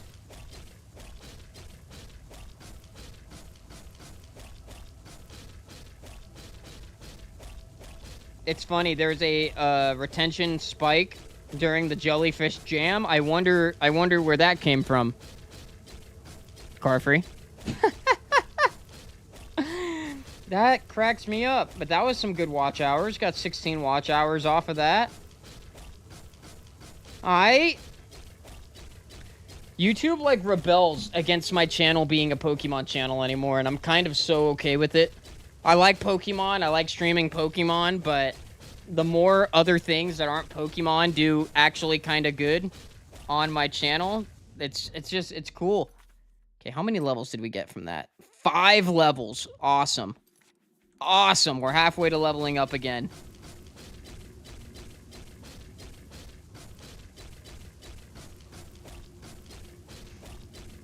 In due time, Carfree, in due time.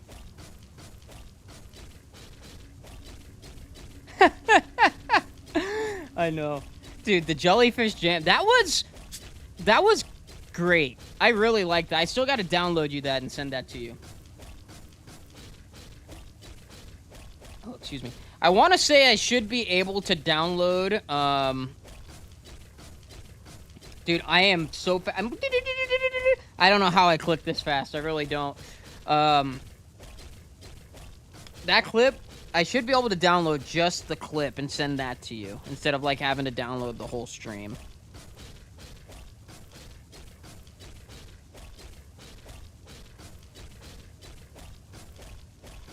Just put me in the description, Carfree.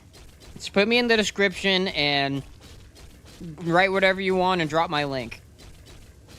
Like, I guess for references, I'm not that crazy about credit either when it's like you're the homie. You're in the clip. You don't even have to credit me. I know you're all, I'm going to credit you, and then you get mad when I try to do the same to you. But I'm crediting you in the description of any video you help with, like script writing-wise, editing-wise. Any video you help with, you're getting credited in the description as, like, editing by see-through, you know, or script writing assisted by you know, you get me? Something like that. You don't gotta be all crazy.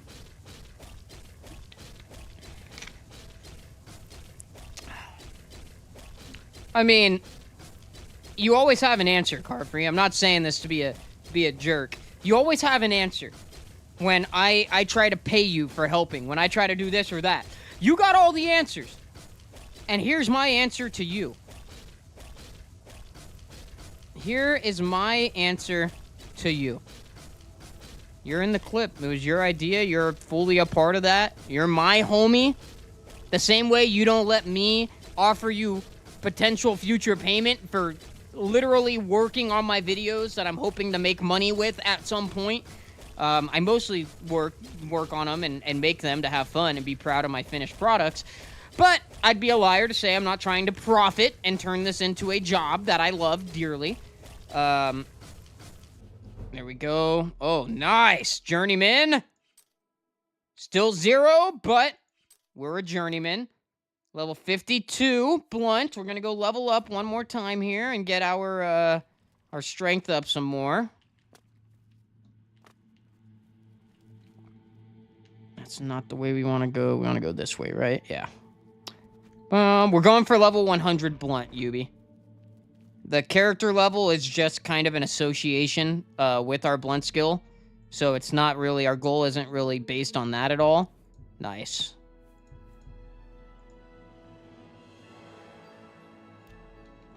I'm going to be a lot stronger by the end of this. Our fish will be a lot more ready to hang with the big guys, big dogs. Will the stream go that long? I think so. We're already level 52. We started at like 40. And it shouldn't take too crazy long now that I'm doing this. Yeah, no, I'm just the prisoner. He just lays here and lets us attack him. I love it. I love it. It's great.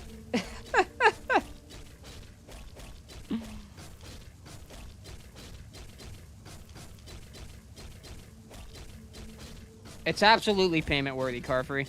I know you don't think it does because you don't value yourself and your work as much as you should. Just keeping it real. It's a human thing. We all do it. I do it all the time. It's like imposter syndrome and whatnot. But the fact is you're saving me a bunch of time on something I love to do. And if I turn it into a job that I love, you're making it more possible to remain my job and to keep things rolling efficiently. I use your fish pun back. But, you know, you're still doing the work. And, like, let's look at it this way. If you cheat off someone, I shouldn't say cheat, but it's a good example.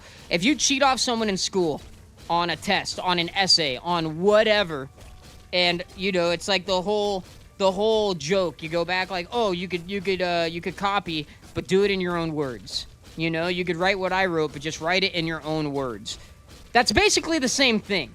I'm basically cheating off of you on my script. Sure, I'm going to go back and, as you said, cubify it. I'm going to do it in my own words. But it is infinitely quicker and easier to have an entire script before me and then go into it and rewrite it in my own words than it is to study my notes, study my VODs, especially on something I don't have notes for, like the Scarlet video you're currently writing for me. I don't have notes. Like, I would have to do the hours of VOD rewatching that you're doing. I don't have time in my day to do that. Video would not exist without you giving me your answers to cheat off of, to copy off of. Get what I mean? The more timestamps, the better, because that video is going to be a nightmare to edit regardless of how I do it. I already know this, but I'm doing it because we all had such a blast, and we know we want to make a video out of it. All of chat wants to see it. I want to see it. So any timestamps you could do for me, that is massively helpful, Carfree, because I got to download all those VODs from YouTube as is. I don't have them recorded, and I got to... It's going to be a lot of work. It's going to be quite a good bit of work. In the script, just what I would do, Carfree, is in between each section of the script, like the part of the script that starts taking place in a new VOD. So VOD 1, you have the script written for that. Obviously, in the script, you don't write like, and then I ended stream and I started again. But where you would write that, if that was something we wrote in scripts, just write in like bold or something on Google Docs or highlight it. Just say like VOD 2 start. You get what I mean? And then underneath VOD 2 start, the script will be everything within VOD 2 with just regular timestamps. And then you get to VOD 3. VOD 3 starts. So on and so on. Does that sound good? That sound right? Okay, let's see what level we got to. I like checking this. 58. Nice. Excellent. Wait. Wait.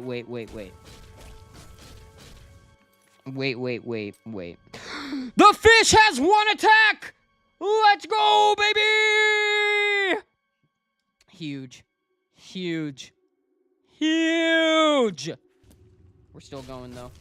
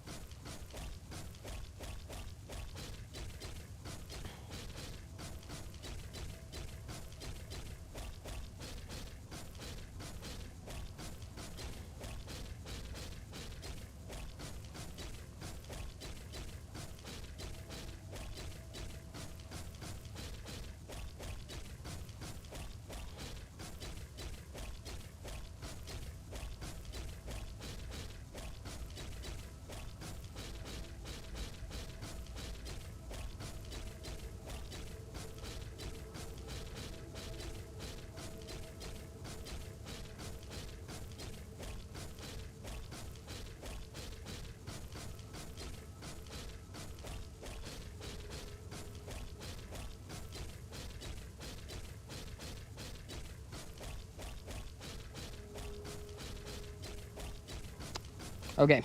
Note taken. Thomas has leveled up. Thomas is evolving.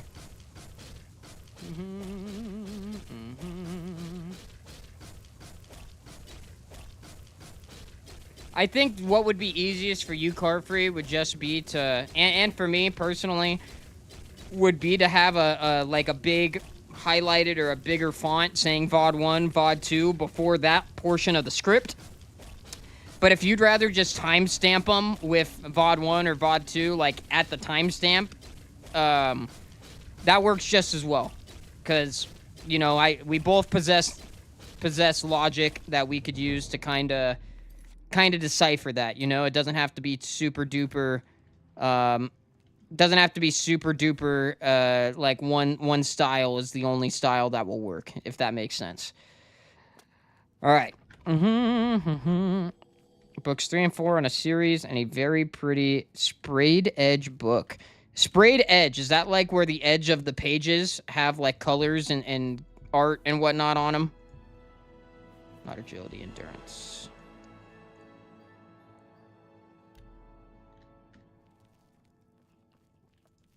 Is it still only at 1 is the question. Does that... I don't know if our levels and our strength will affect the usefulness of our fish. Like, I don't know if those will actually increase the number or if that's a hidden modifier, you know?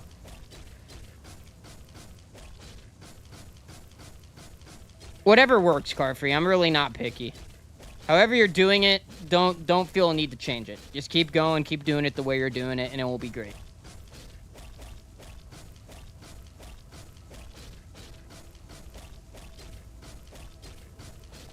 It's been so long since I've looked at my Undertale timestamps, I don't even know what you mean, but it will be good.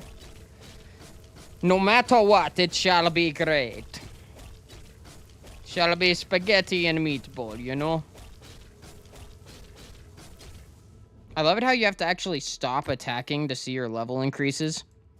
But it will, like, just go up by a large number all at once. That's awesome, Buby. I love that.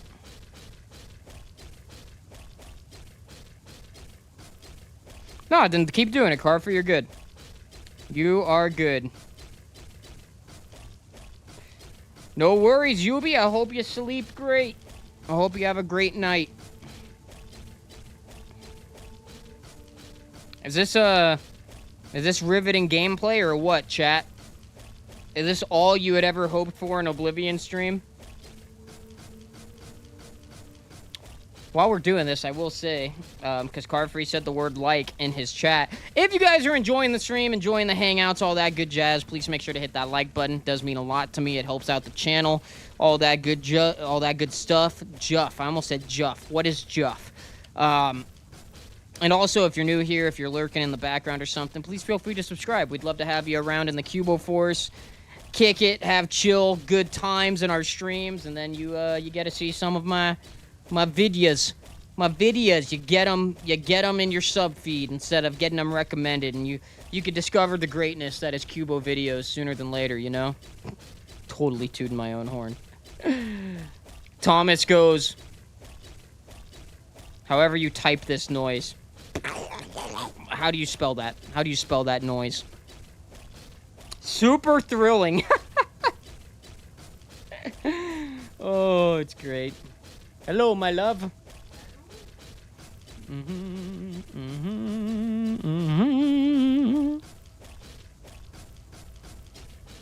Nice, Carfree. Noise. Yeah, realistically, I don't know why I did my script in Notepad last time instead of Google Docs, but I don't have a problem with it. I don't think mine sounded quite right, Pro. I think I'm pronouncing that wrong. What language is that in? Fish language.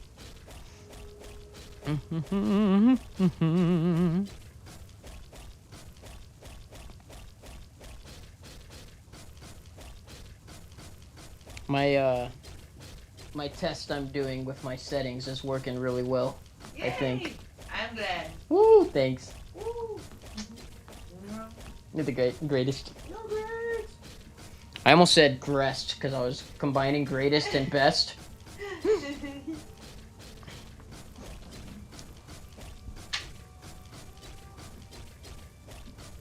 Burr is like your like burr. Oh gosh. We're doing great stuff here. We're already at 67 blunt. This is going well. This is going well. Our fish has 1 attack instead of 0. This is good stuff. But I do have to use the restroom, so while you guys sit here and watch the endless smacking of fish on man, I'm gonna go use the restroom and I'll be right back. And since I'm using a macro on my mouse, we get to keep grinding while I'm not even here. Isn't that great? Is that spelled with 1 I or 2? What?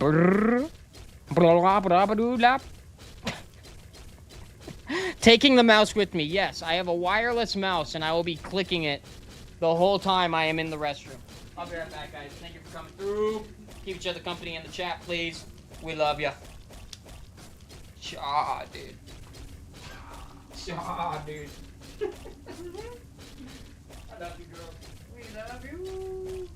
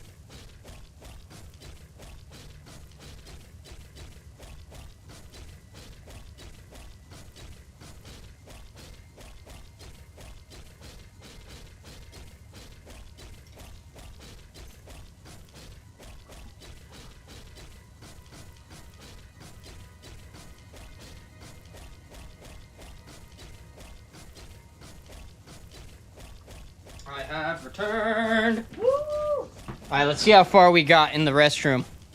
We had some Pog chair, some Pog Molly. Everybody was excited while I was gone, I see. W gameplay. I was at 68, I think, somewhere around there. Let's see where I got. 73! You guys were close. Carfree said 74. Pro said 79. That's pretty good. It's pretty good. You guys are pretty good at this. You guys are good at this game. Okay. I'm off to level up in this weird bed down here.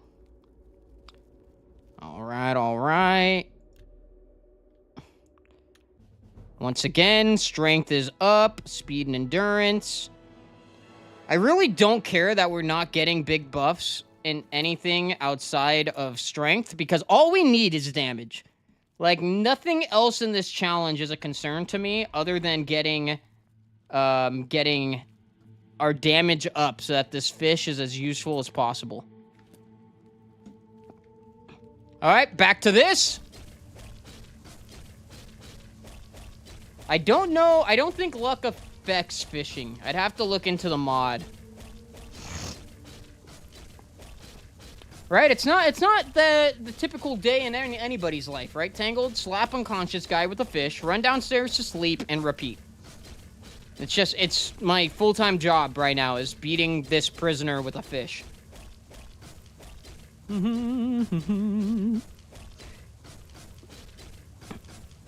It's good. We need these random beds, Pro. We need to level up.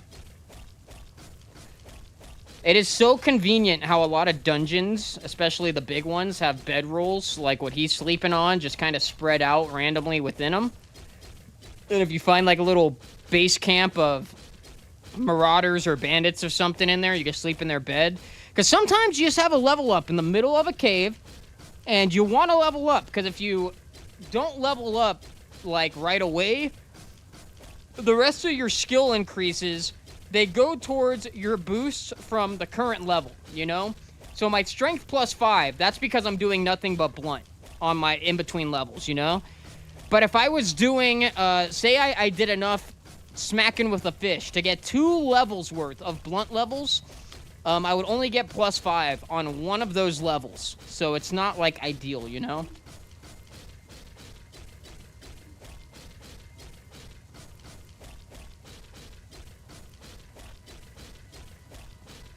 You guys are loving this. I know you are. Don't act like you're unamused by literally nothing but this sleeping man being beaten with a fish. Hands-free, might I add. Thomas has taken over. This is all Thomas. No Larry, all Thomas. You like Destiny a little more than this. No, I know. Tomorrow, Carfree Pro, we are streaming Destiny tomorrow. I don't know what time yet. I'll let you guys know as I figure it out. But at some time tomorrow, my stream will be Destiny, and you guys will be there. And we'll actually play the game, because Carfree bought me all the DLCs. Shout out to Carfree. We got DLC action now. And I'm past the tutorial stuff, so we actually get to run around and play. And it's not a work night, so I don't have to limit it to, like, a short stream. We can go for however long we really feel like going, you know? No, you're getting shout out. You're getting shout out, Carfree. Give me a bundle of keys and I'm entertained for hours. Love it. We did that already, didn't we, Carfree? Let me do it. You're gonna have to do the math for me, though, because they tell me in the way of, like, days played, not hours played.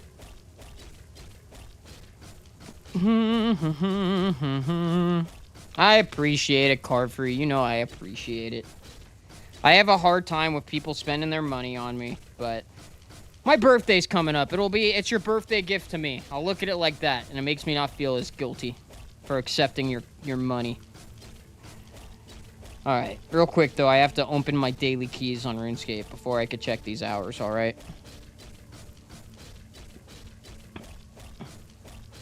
And even though it's going to kill my mining efficiency, I'll do it. I'll teleport to where I gotta teleport to find out, and I'll do it for you. Alright. Let me do all this. Alright.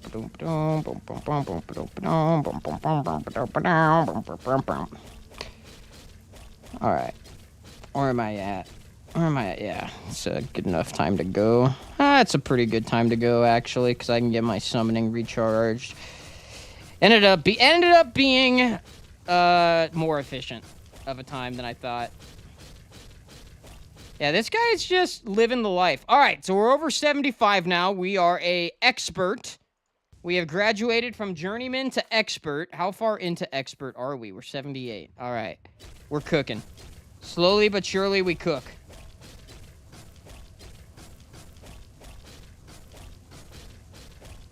All right, I'm finding out right now, Carfrey. Have you been here as long as me? I have spent 131 days and 23 hours in RuneScape on this account. I probably have a few hundred hours in my other childhood accounts when I still played on them. But yeah. Well, do the math. What's 131 times 24?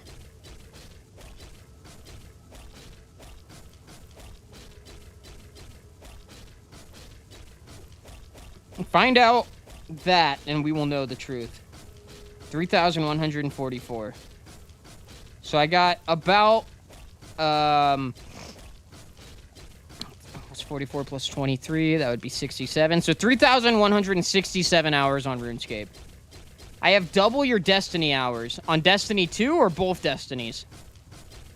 Because I recall you saying Destiny 1 you also had a ton of hours on, right? Oh, dude, we are leveling up a lot slower now. All right.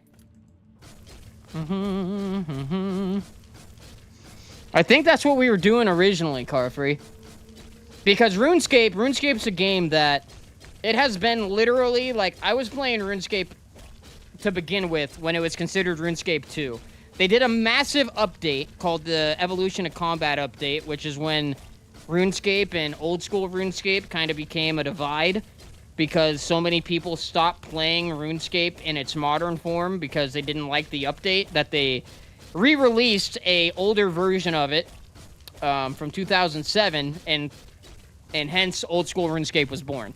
And it just got a new skill, sailing. Sailing has been a joke and an expected skill since like the dawn of RuneScape, and they actually did it, and it's pretty hype. But it's only in old school. I don't get it in RuneScape 3. But it's kind of been 2 games. Because I was playing RuneScape 2, and I've been playing RuneScape 3 since they updated it and renamed it to RuneScape 3, but it's just the same account, you know? It kind of just carried over. And then you got Pro here, who old school RuneScape is his life. Pro, go talk to Hans. See how many hours you got on your old school account. I'm curious. Alright, so... Let me do some RuneScape setup here. It's a perfect time while we do nothing but beat this man with a fish. You get these squelching noises.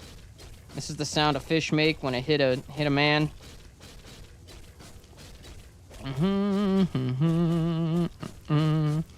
Watching your friend do the Fremenic trials. Nice. Classic quest right there. Very classic quest. I'm getting my mining up to 110 because I'm sure you are kind of familiar with the 110 updates coming to RuneScape 3. I've got my fire making and my wood cutting to 110 now. Those were pretty fast in the way that I did them. And then I never finished 110 mining and smithing, though it's been out a lot longer. So I am also doing that. That's like my current one, mining. I still need 110 fletching. That's only at 102. And my smithing's only at 101 because those are a lot slower and more in-game expensive to train. Whereas mining and woodcutting, like, you make money in the process of leveling them up, or you gain the resources to work on your other skills.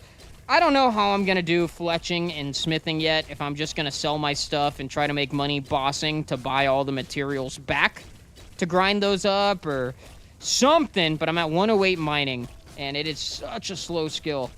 Such a slow skill, but over time we'll get to 110. I'm not in any rush. I've done a lot better at just letting my RuneScape grind go as it goes without being like, I need maximum efficiency, double XP, I wait. Because you only get so much double XP, and there's no way to do all my skills like that, so. And you bet your sweet bippy I'm not doing microtransactions just to level up my skills faster.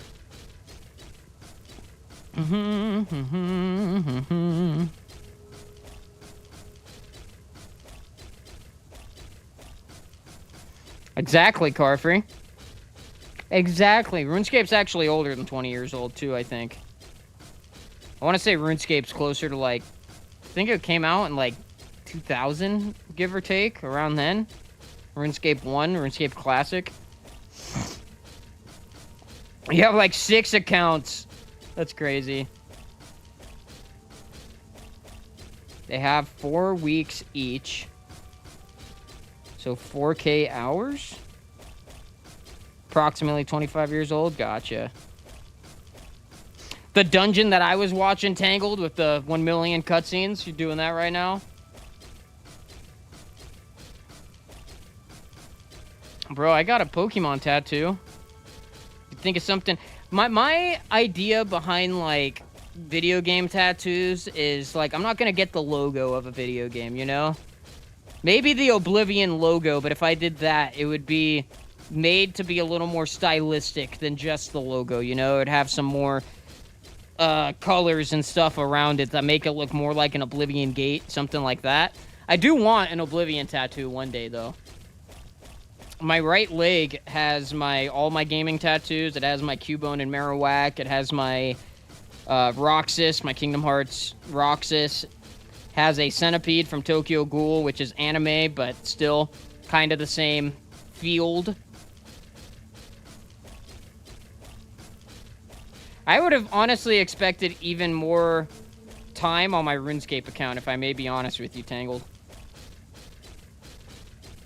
I would have expected some more time on there, but...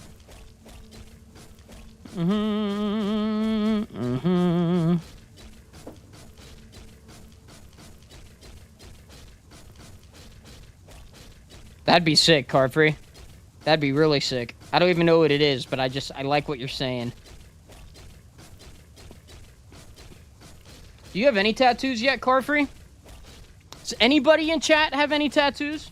Obviously, you could see my bear on my arm. That sticks out. But my leg is where it really starts looking like a coloring book, and I love it. I want more. They're just so dang expensive.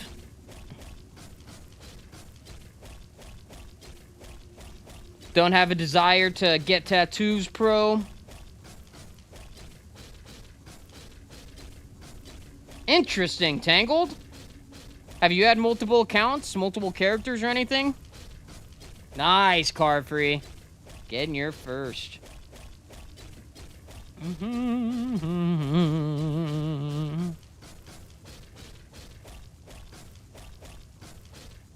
On the fence about ever getting one. They're not for everybody, Tangled.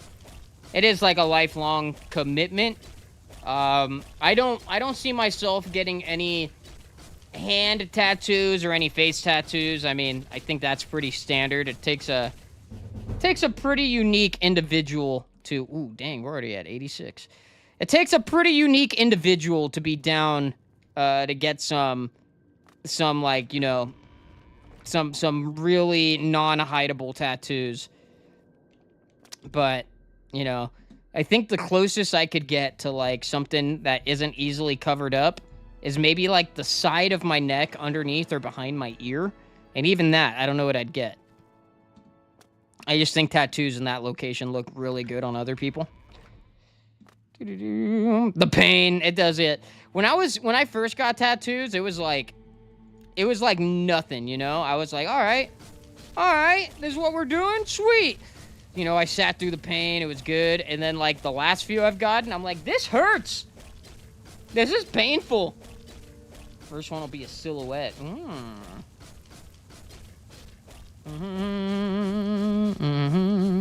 Oh, you're going all out. I like it. Oh, I got you, pro. That'd be kind of crazy. You got dang near double the time in menus. Just from menus. Believe it or not, outside of my mom, who has one tattoo and one tattoo only, and it's me and my siblings' names around her ankle, I am the only one in my family with any tattoos, and I got like, 3, 4, I have 6. I have 6 in total. Dude, the pain is very varied by where you get it. This one was only bad because of how much shading there was on my bear. The one on my ankle, I have the Roman numeral for 13 right below Roxas. That was actually my first tattoo. I got it on Friday the 13th. And that was not very painful at all, despite it being a spot that should have been. I think it was just because it was so small and so fast. This right here, my Gold Steps tattoo that's hiding behind the mic, that right there is, it didn't hurt, but it made my whole body go numb. It was so odd. Like, it vibrated me to my core, and my whole body was just like, ugh. And then, a few of the ones on my leg, some of them hurt more than others, but the ones on my leg are also they're very colorful and very detailed, and those ones just, it took so much time that it gosh darn hurt. It gosh darn hurt, I tell you what. I was exhausted from it.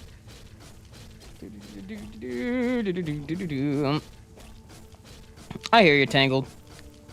I hear you. There's nothing wrong with small tattoos.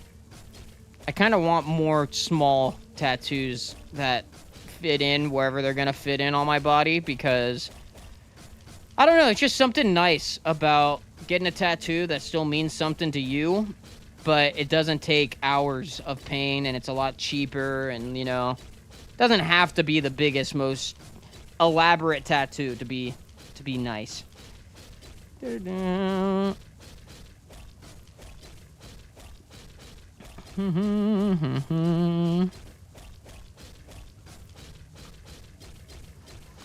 So the thing, a lot of people think if they're bad with needles, they'll be bad with tattoos. Like, yeah, we all know a tattoo gun, it uses a needle to get the ink under your skin. But it's not like a big ol' syringe needle, you know? It's less intimidating. It's for something that you actually want. Whereas most of the time, if you have to get a shot from the doctor, it's like, okay, I know this is for the best, but I really wish I didn't have to get this. And then it wears off, and, like, the result isn't really all that visible, you know? Like, maybe you're protected against something, or you needed it for whatnot, and it's like, okay, I got that, that's good, it's all over and done with. But, like, with tattoos, at least, it's like you're getting a little bit, you get more out of it, that you actually get to look at and go, like, nice, I like that.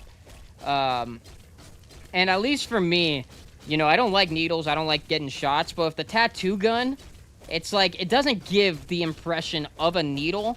It like, you know, I'm not gonna say, like, oh, it feels good, it doesn't hurt at all, but it doesn't really, like, I don't know, it's never, for me, been the same vibe as, like, getting a shot by a doctor, you know?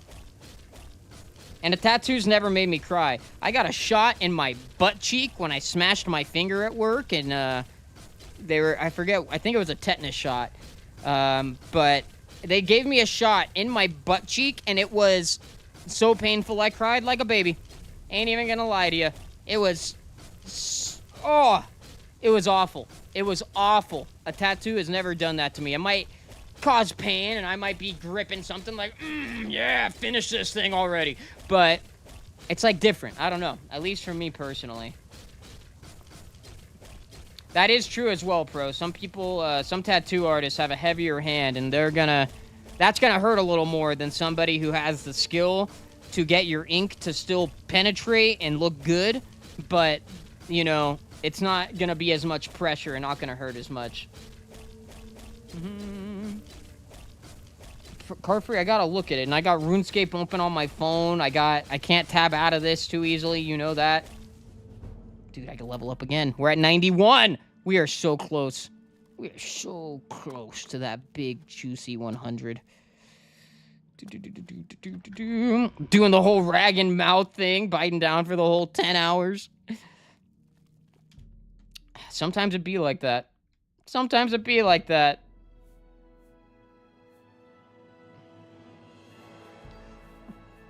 Do the same thing at your tattoo appointment, dude. Just tell your artist whenever you schedule it, you know, hey, I've never had a tattoo, and I got a thing with needles, but I really want this. So, you know, just, is it cool with you if I kick back and I do something on my phone and, you know, I have headphones in? I know, you know, it might not be the most interactive and, you know, like, social of an experience, but I've done it too. When I was in a lot of, you know, I was getting a tattoo in a spot that was especially painful, one of the ones on my leg. That artist, he is a freaking sweetheart. And anybody in the California, LA area, if you need a great artist for video game and anime-esque tattoos and more, this dude is incredible. And I would definitely recommend him. But I told him, I was like, hey, is it cool if I, you know, this is painful and I'd like to distract myself. Is it cool if I just kind of lay back and I watch a YouTube video? You got a problem with that? And he's like, no. Are you cool if I keep playing my music? I'm like, not at all, dude. I'll you know, keep my video low enough so I could hear it, but it's not going to, like, drown out the music or nothing. And, you know, I did that for a little bit and it was helpful. So, as long as you got a cool artist, and if you call an artist and ask that, and they're like, no, what the heck, dog? You don't want to get tattooed by them for a big tattoo anyways. You don't want to be in pain and uncomfortable around somebody who's kind of, you know, doesn't seem like the kindest person. It's nice to have a kind tattoo artist who's going to be a chill vibe to be around for however many hours you're getting that done, you know?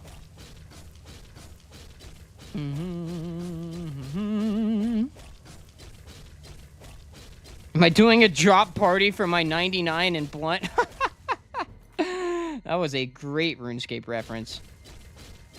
For chat, just so you understand, in RuneScape, 99 is like the max level for most skills. And even in RuneScape 3, where they have skills that go beyond 99 now, 99 is still an achievement level. You know, you get to 99, and a lot of the times people will, like, tell their friends, like, yo, come through, I'm about to hit 99. And you get there and everybody's like, grats. And sometimes a drop party is where a bunch of people drop expensive stuff. And then after the time limit where it becomes visible to everybody instead of the character who dropped it only, people will, like, go and whoever picks up the expensive item first wins. So that was Pro's joke there. I love that. Dude, I've gotten so many 99s on RuneScape 3 and I'm like, I don't even celebrate it like that anymore, and sometimes I wish I did have more of a RuneScape community to be like, come through, I'm getting 99, but I just send it. I just keep going. I don't want to have to wait. I get eager. Like, I just hit my first 120 the other day, 120 in an invention, and I just, like, I got it. I went straight back to mining. I was like, all right, cool, here we go.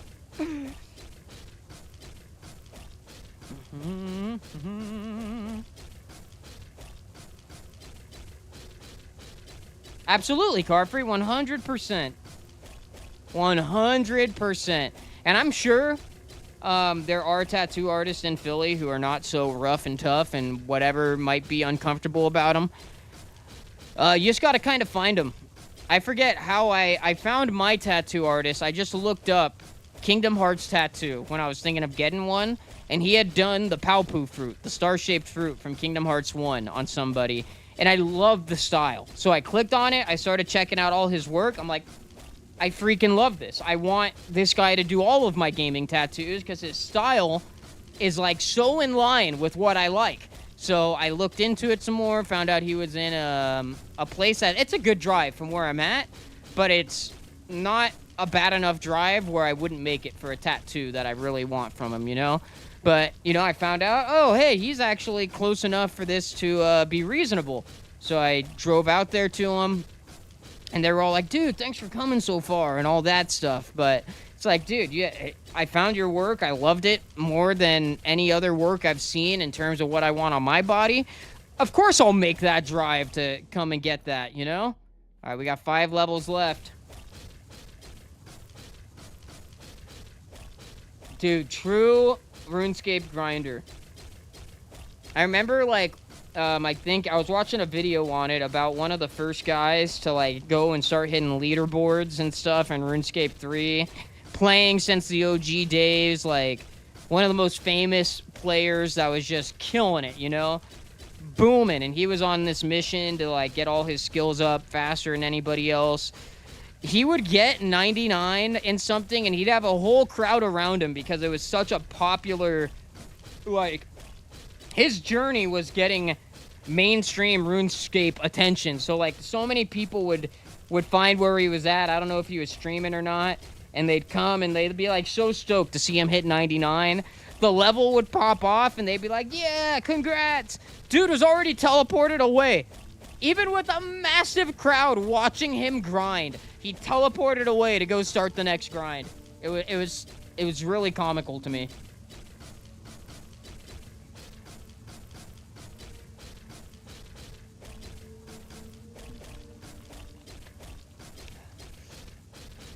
One thing about a good artist, Cardfree, is a lot of them like mixing it up. They like doing a bunch of variety, so a Destiny tattoo might be like something that somebody gets really excited at the opportunity to do.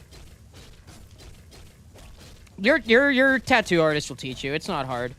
And you got me to ask if you forget anything and want my technique that's worked really well for me. Even with, like, working in dirty environments, pretty much any time I've gotten a tattoo, I've gone back to work in a dirty environment. It's not the hardest thing in the world. You gotta wash it good when you get home and keep it moisturized, and that's about it. A little bit of ointment the first 3 days.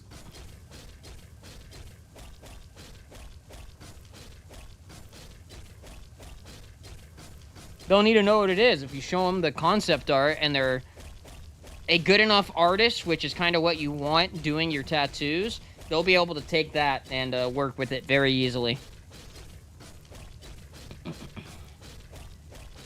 Like, I showed a guy who didn't really do a lot of anime-style tattoos. I sent him a bunch of pictures of a centipede inside the Tokyo Ghoul anime, and this dude was so quick. He was like, oh, okay, I'm seeing. He do-do-do-do-do-do-do. And he tattooed me outline and color in literally an hour. It was impressive. It was the most impressive feat of a tattoo artist I've ever seen. And now this dude's actually got a pretty big name, even though he comes from where I live. He travels all over the country, and I think he's even gone out of country. And he specifically tattoos, like, he has a certain style that he's developed. And I don't think he would accept tattoo if it wasn't in that style. But he worked himself up to that, you know? He did so many good tattoos in a variety of styles on the come-up that now that he has a very big audience and fan base wanting him to travel all over the world to tattoo them, he kind of has the leeway to be like, hey, this is what I do. This is what I like to do. And if you don't like it, find another artist, because I've put in my time doing other stuff. And some artists, they never get to that point. They're like, yeah, I'll tattoo anything, dude, you know? But, yeah, you just gotta, you know, it's good to be picky. Not saying you don't have to be picky. Just don't be scared. Don't feel like it would be super out of pocket, like that you're gonna even find this person. Just take your time. Don't be in a rush for a permanent thing, you know? Flash 3 wave. Oh, that's great, bro. I'm at 98 though. You jumped the gun.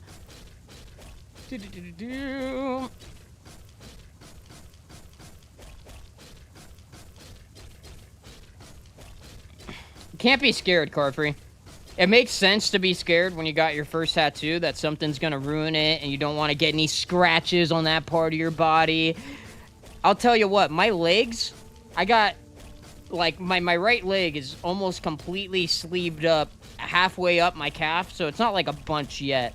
The front of my calf's almost full, but, you know, I got a good amount on my legs, and I take a lot of dings to the legs at work, like things on the ground I don't see. I bump into stuff. I'm in tight quarters, and I'll get little cuts and bruises and stuff down there, whatnot, just part of the gig.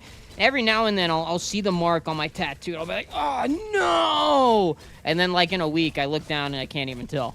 Can't even tell anything ever happened. I'm like, oh, hey, how about that? Like, if you get a serious burn, it might not be too great, you know? Like, I know a guy who was skateboarding, and he fell going hill bombing, and he had mad road rash, like, hospitalization-worthy road rash. And he kind of burned a tattoo off of his body during that process. But, you know, doesn't mean you can't get it touched up down the line. And, you know, battle scars even on your tattoos, it's just part of what it is. It's not as bad as you'd think. You know, maybe do the hoodie in the kitchen when it's still healing a little bit, but you'd be fine. Okay, so a thigh piece. You talking like butt cheek down to like knee size thigh piece? Is that what you're talking about? Or are you talking about just part of your thigh? So I could kind of... Let me give you an example. This tattoo here on my arm, you can see it has a lot of detailed shading to make it look more realistic. This tattoo took 4 hours in total. Some of the colored ones on my legs that are not even like a full half of my leg, those took more. I want to say like 6 to 8 hours at max. If you're doing your entire thigh, you're looking at multiple sessions. And, you know, the way tattoo artists often work is your session is as long as you can handle a lot of the time. If you're in a lot of pain, they'll kind of offer like, hey, dude, let me get to a good point on this where I'm at, and we'll do more next time. You know, you don't have to sit through anymore. But so hip to knee, you're looking at a long set at like 2 or 3 sessions, long sessions. That's a lot.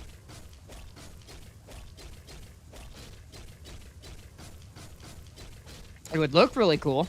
It would look sick, but it's that's gonna take a while.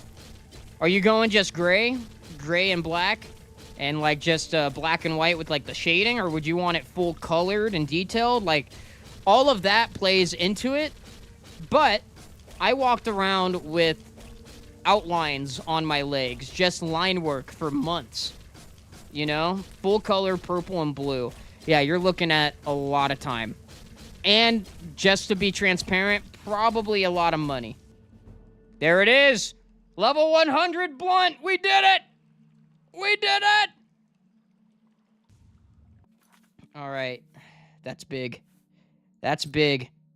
Our fish is still only 1 strength, but we have level 100 blunt. There it is. There it is. The RuneScape chats. And we got 1 acrobatics level that put us into level up range. Perfect. That's funny. All right, let's see. Only 4. All right. Huge. Huge. Yeah, no, the money part is definitely probably the biggest barrier you're gonna have into doing that. What are my primary skills even? Why would I not put Armorer in here? That was pretty silly of me to do Speechcraft over Armorer. Armorer would have been so much better, because I gotta fix this fish somehow. Speaking of which, I'm gonna get out of here. I'm gonna go to the Imperial City.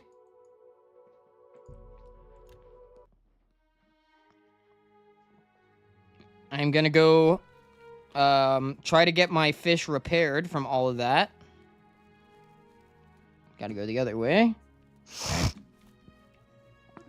And then we are going to try to we're gonna try to get into the Thieves Guild Sanctuary, but I do need a lockpick, which is what I'm looking for now. Take that. I don't know why I'm taking those, actually, because I don't think I get to use them on my fish. I cannot because it's enchanted, so... At that point, just drop those. Don't need that extra weight.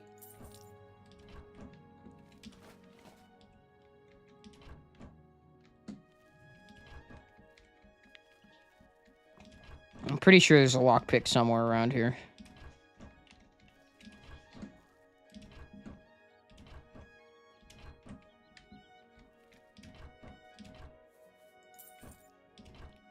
There we go.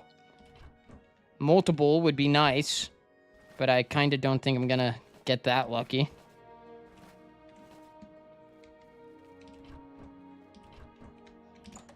Oops, this isn't where I meant to be. That took exactly 1 hour? That's pretty funny. Just spent an hour smacking a guy with a fish. It's an hour of my life I can't get back, and you know what? I'm okay with that. Nice, only costs 1 gold to repair my fish. That's what we need. Excellent. Excellent. Still only does 1 damage, though. Oh, that's great. That is great. All right. Timestamp Cody, we just found a lockpick in a chest, and we repaired our fish. Let me take notes. Let me take notes.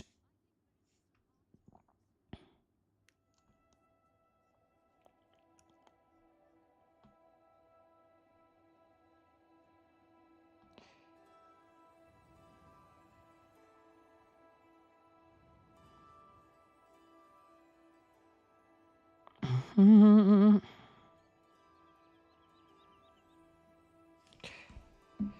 me see how much strength I have.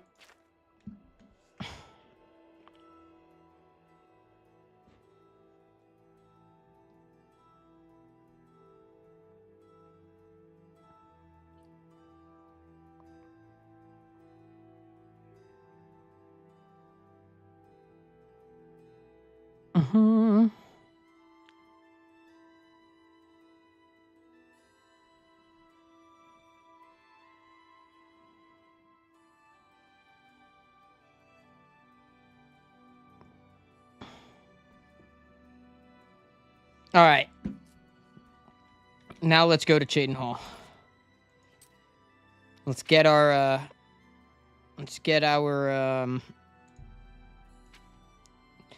our Dark Brotherhood on just a little bit. We did repair our fish. Isn't that a funny sentence? You could say it cost a goldfish. Oh, yeah. Maybe 100 blunt is the fish we met along the way. We are getting so brain rot right now with these chats. All right, I got literally 1 lockpick. 1 lockpick to try to get in.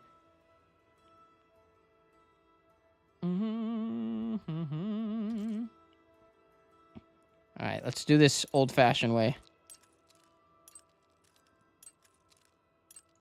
No!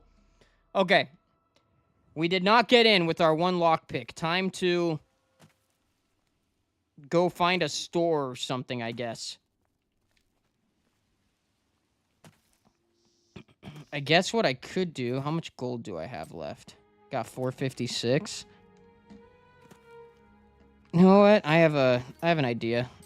Just the only place I know I could find them, guaranteed, is to go to the Imperial City, wait till midnight, get Armand to...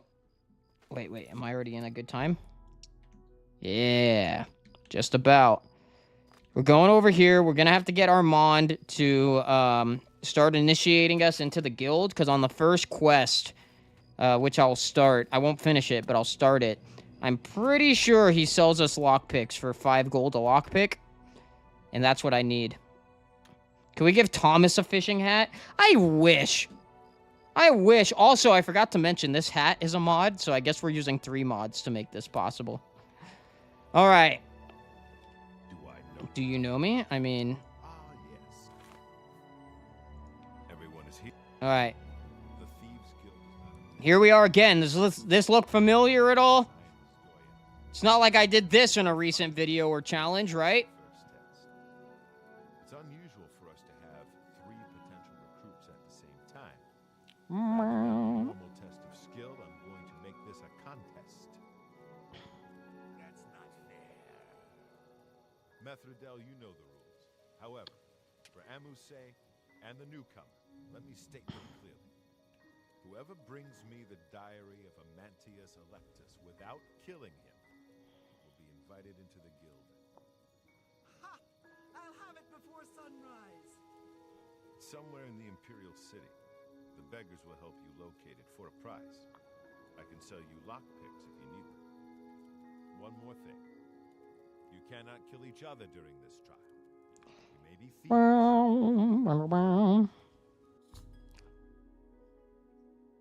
All right. Note has been taken. Bro, I'm so happy that video kind of did as good as it did. All right.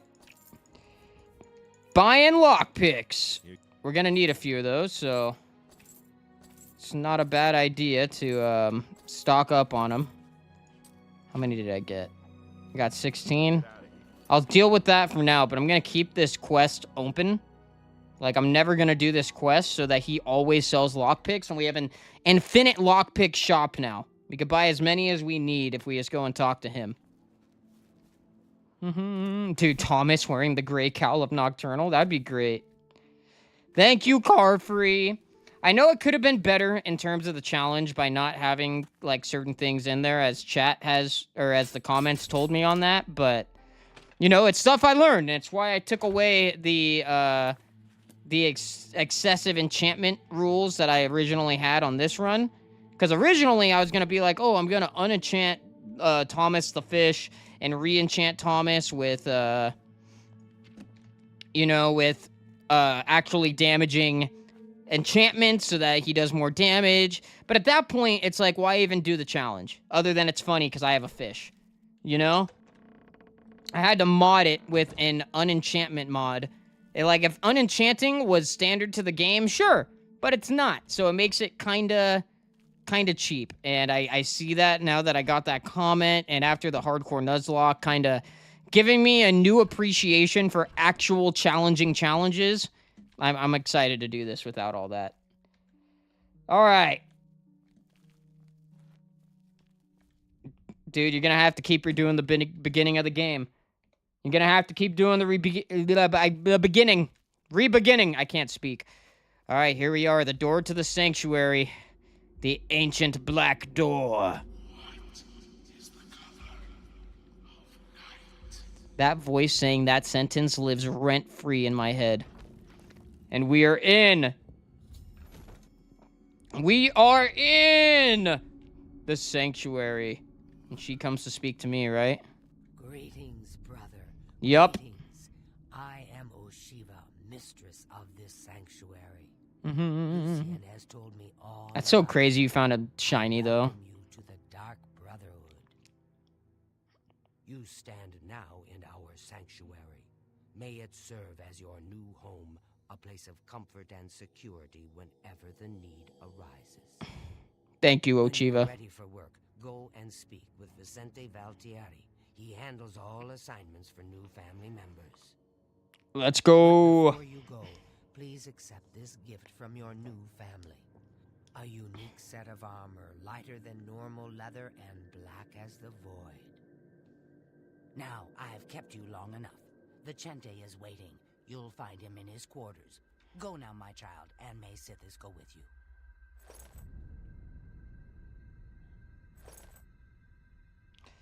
Mm-hmm.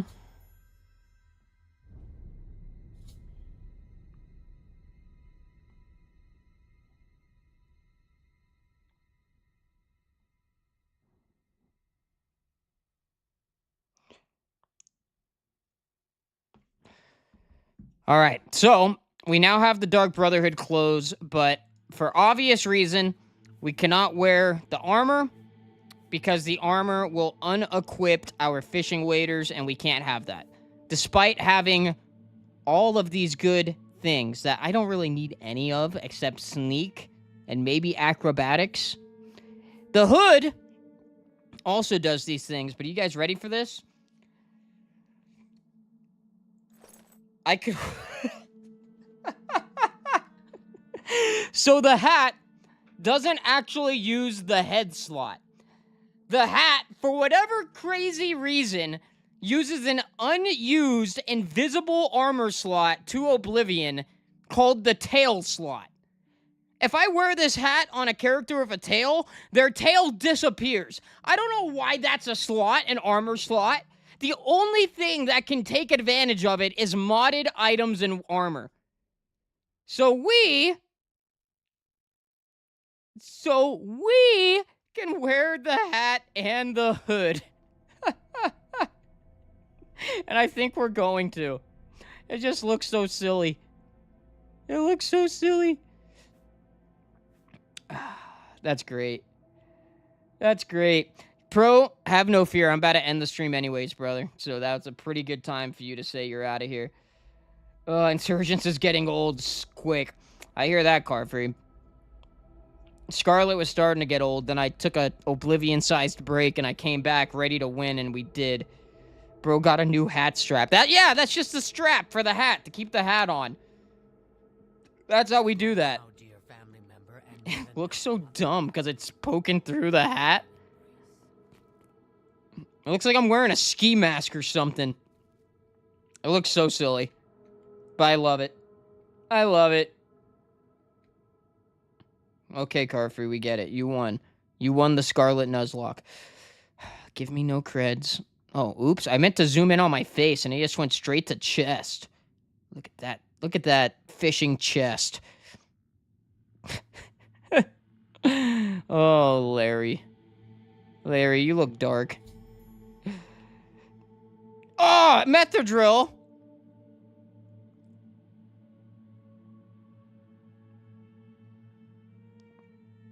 Okay, Methadrill completed her stuff.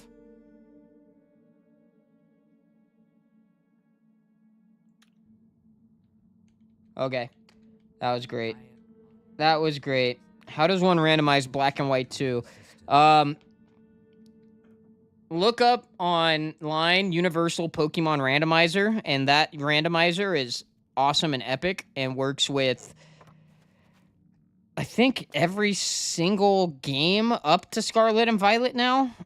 So I download that randomizer, and then you just open your black and white 2 in the randomizer, and you could randomize it. It's a pretty simple process. But, all right. You'll win eventually, Carfree. You'll get it done. It's harder when you're the one doing it, but... All right, ladies and gentlemen, I'm going to go ahead and wrap this up here. Doubt your school? Does your school, like, affect what you could download? Is that because, like, you're living in a dorm or something? Is that what? Or is it, like, it's on their Wi-Fi? If they don't let you, I mean, we got ways, brother. You got a cube whack in your life. You got ways. But all right, guys, I'm gonna go ahead and wrap this up. I'm gonna see about raiding somebody. Oops, I hit the wrong button. I'm gonna see about raiding somebody today. We haven't raided in a while. Thank you guys for 8 likes on this stream. Very awesome. Very much appreciated, I tell you. Here, let me do this first, because I forgot about being able to do it this way.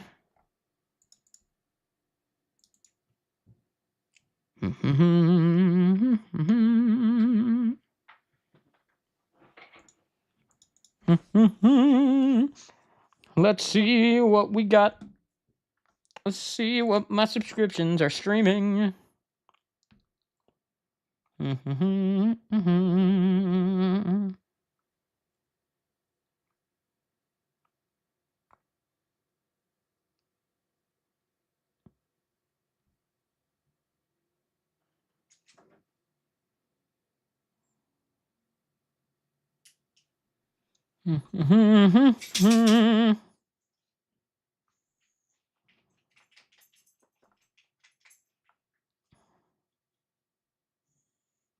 Oh, this is cool. It's an alcohol-based Soul Link.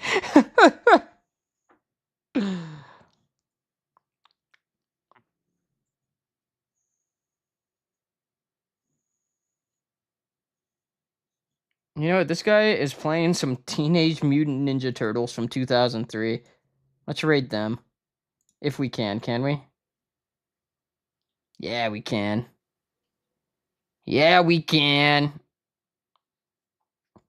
Is the rest of that all upcoming? Yeah. All right. Yeah, we're gonna go ahead and raid Catagan 619 doing some Ninja Turtles streamage. I already got it all set up, so it should just pop up directly in the chat. Do that thing. It's on the redirect. Down to watch Drunk Soul Linking. What would you guys rather watch? Drunk Soul Link or Ninja Turtles? I know I already said it out loud, but I could always raid Cat again next time. I highly doubt he's going to come back and watch this VOD and be like, raid the new Oblivion video again?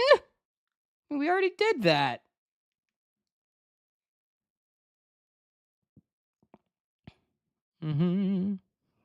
I think Drunk Soul Linking might be your guys' top pick right now. It kind of sounds like it. We'll raid the lower viewed half of it, because one guy's hogging all the views from this out of the two of them. So let's see. Let's see. All right, we'll do it. What, Drunk Soul Linking? It's like you and me with Destiny? I mean, I don't drink, but I do look drunk when I play Destiny, I'm sure. All right, guys. Thank you. Thank you very much for coming through. Thank you for being you. And may everybody here always wear soft silks, all that good stuff. Appreciate you guys. Hope you had a great time today. And we'll be back tomorrow with Destiny, more than likely. So I'll see you then. I'll see you then. Oh, you meant hogging the view count. You also don't drink. Oh, okay. I get you. I'd be hogging the view count. I'm sorry. What can I say? I mean, have you seen my chiseled chin? It's not really chiseled. It's just a chin. All right. I'm talking too much. We're out of here. Bye.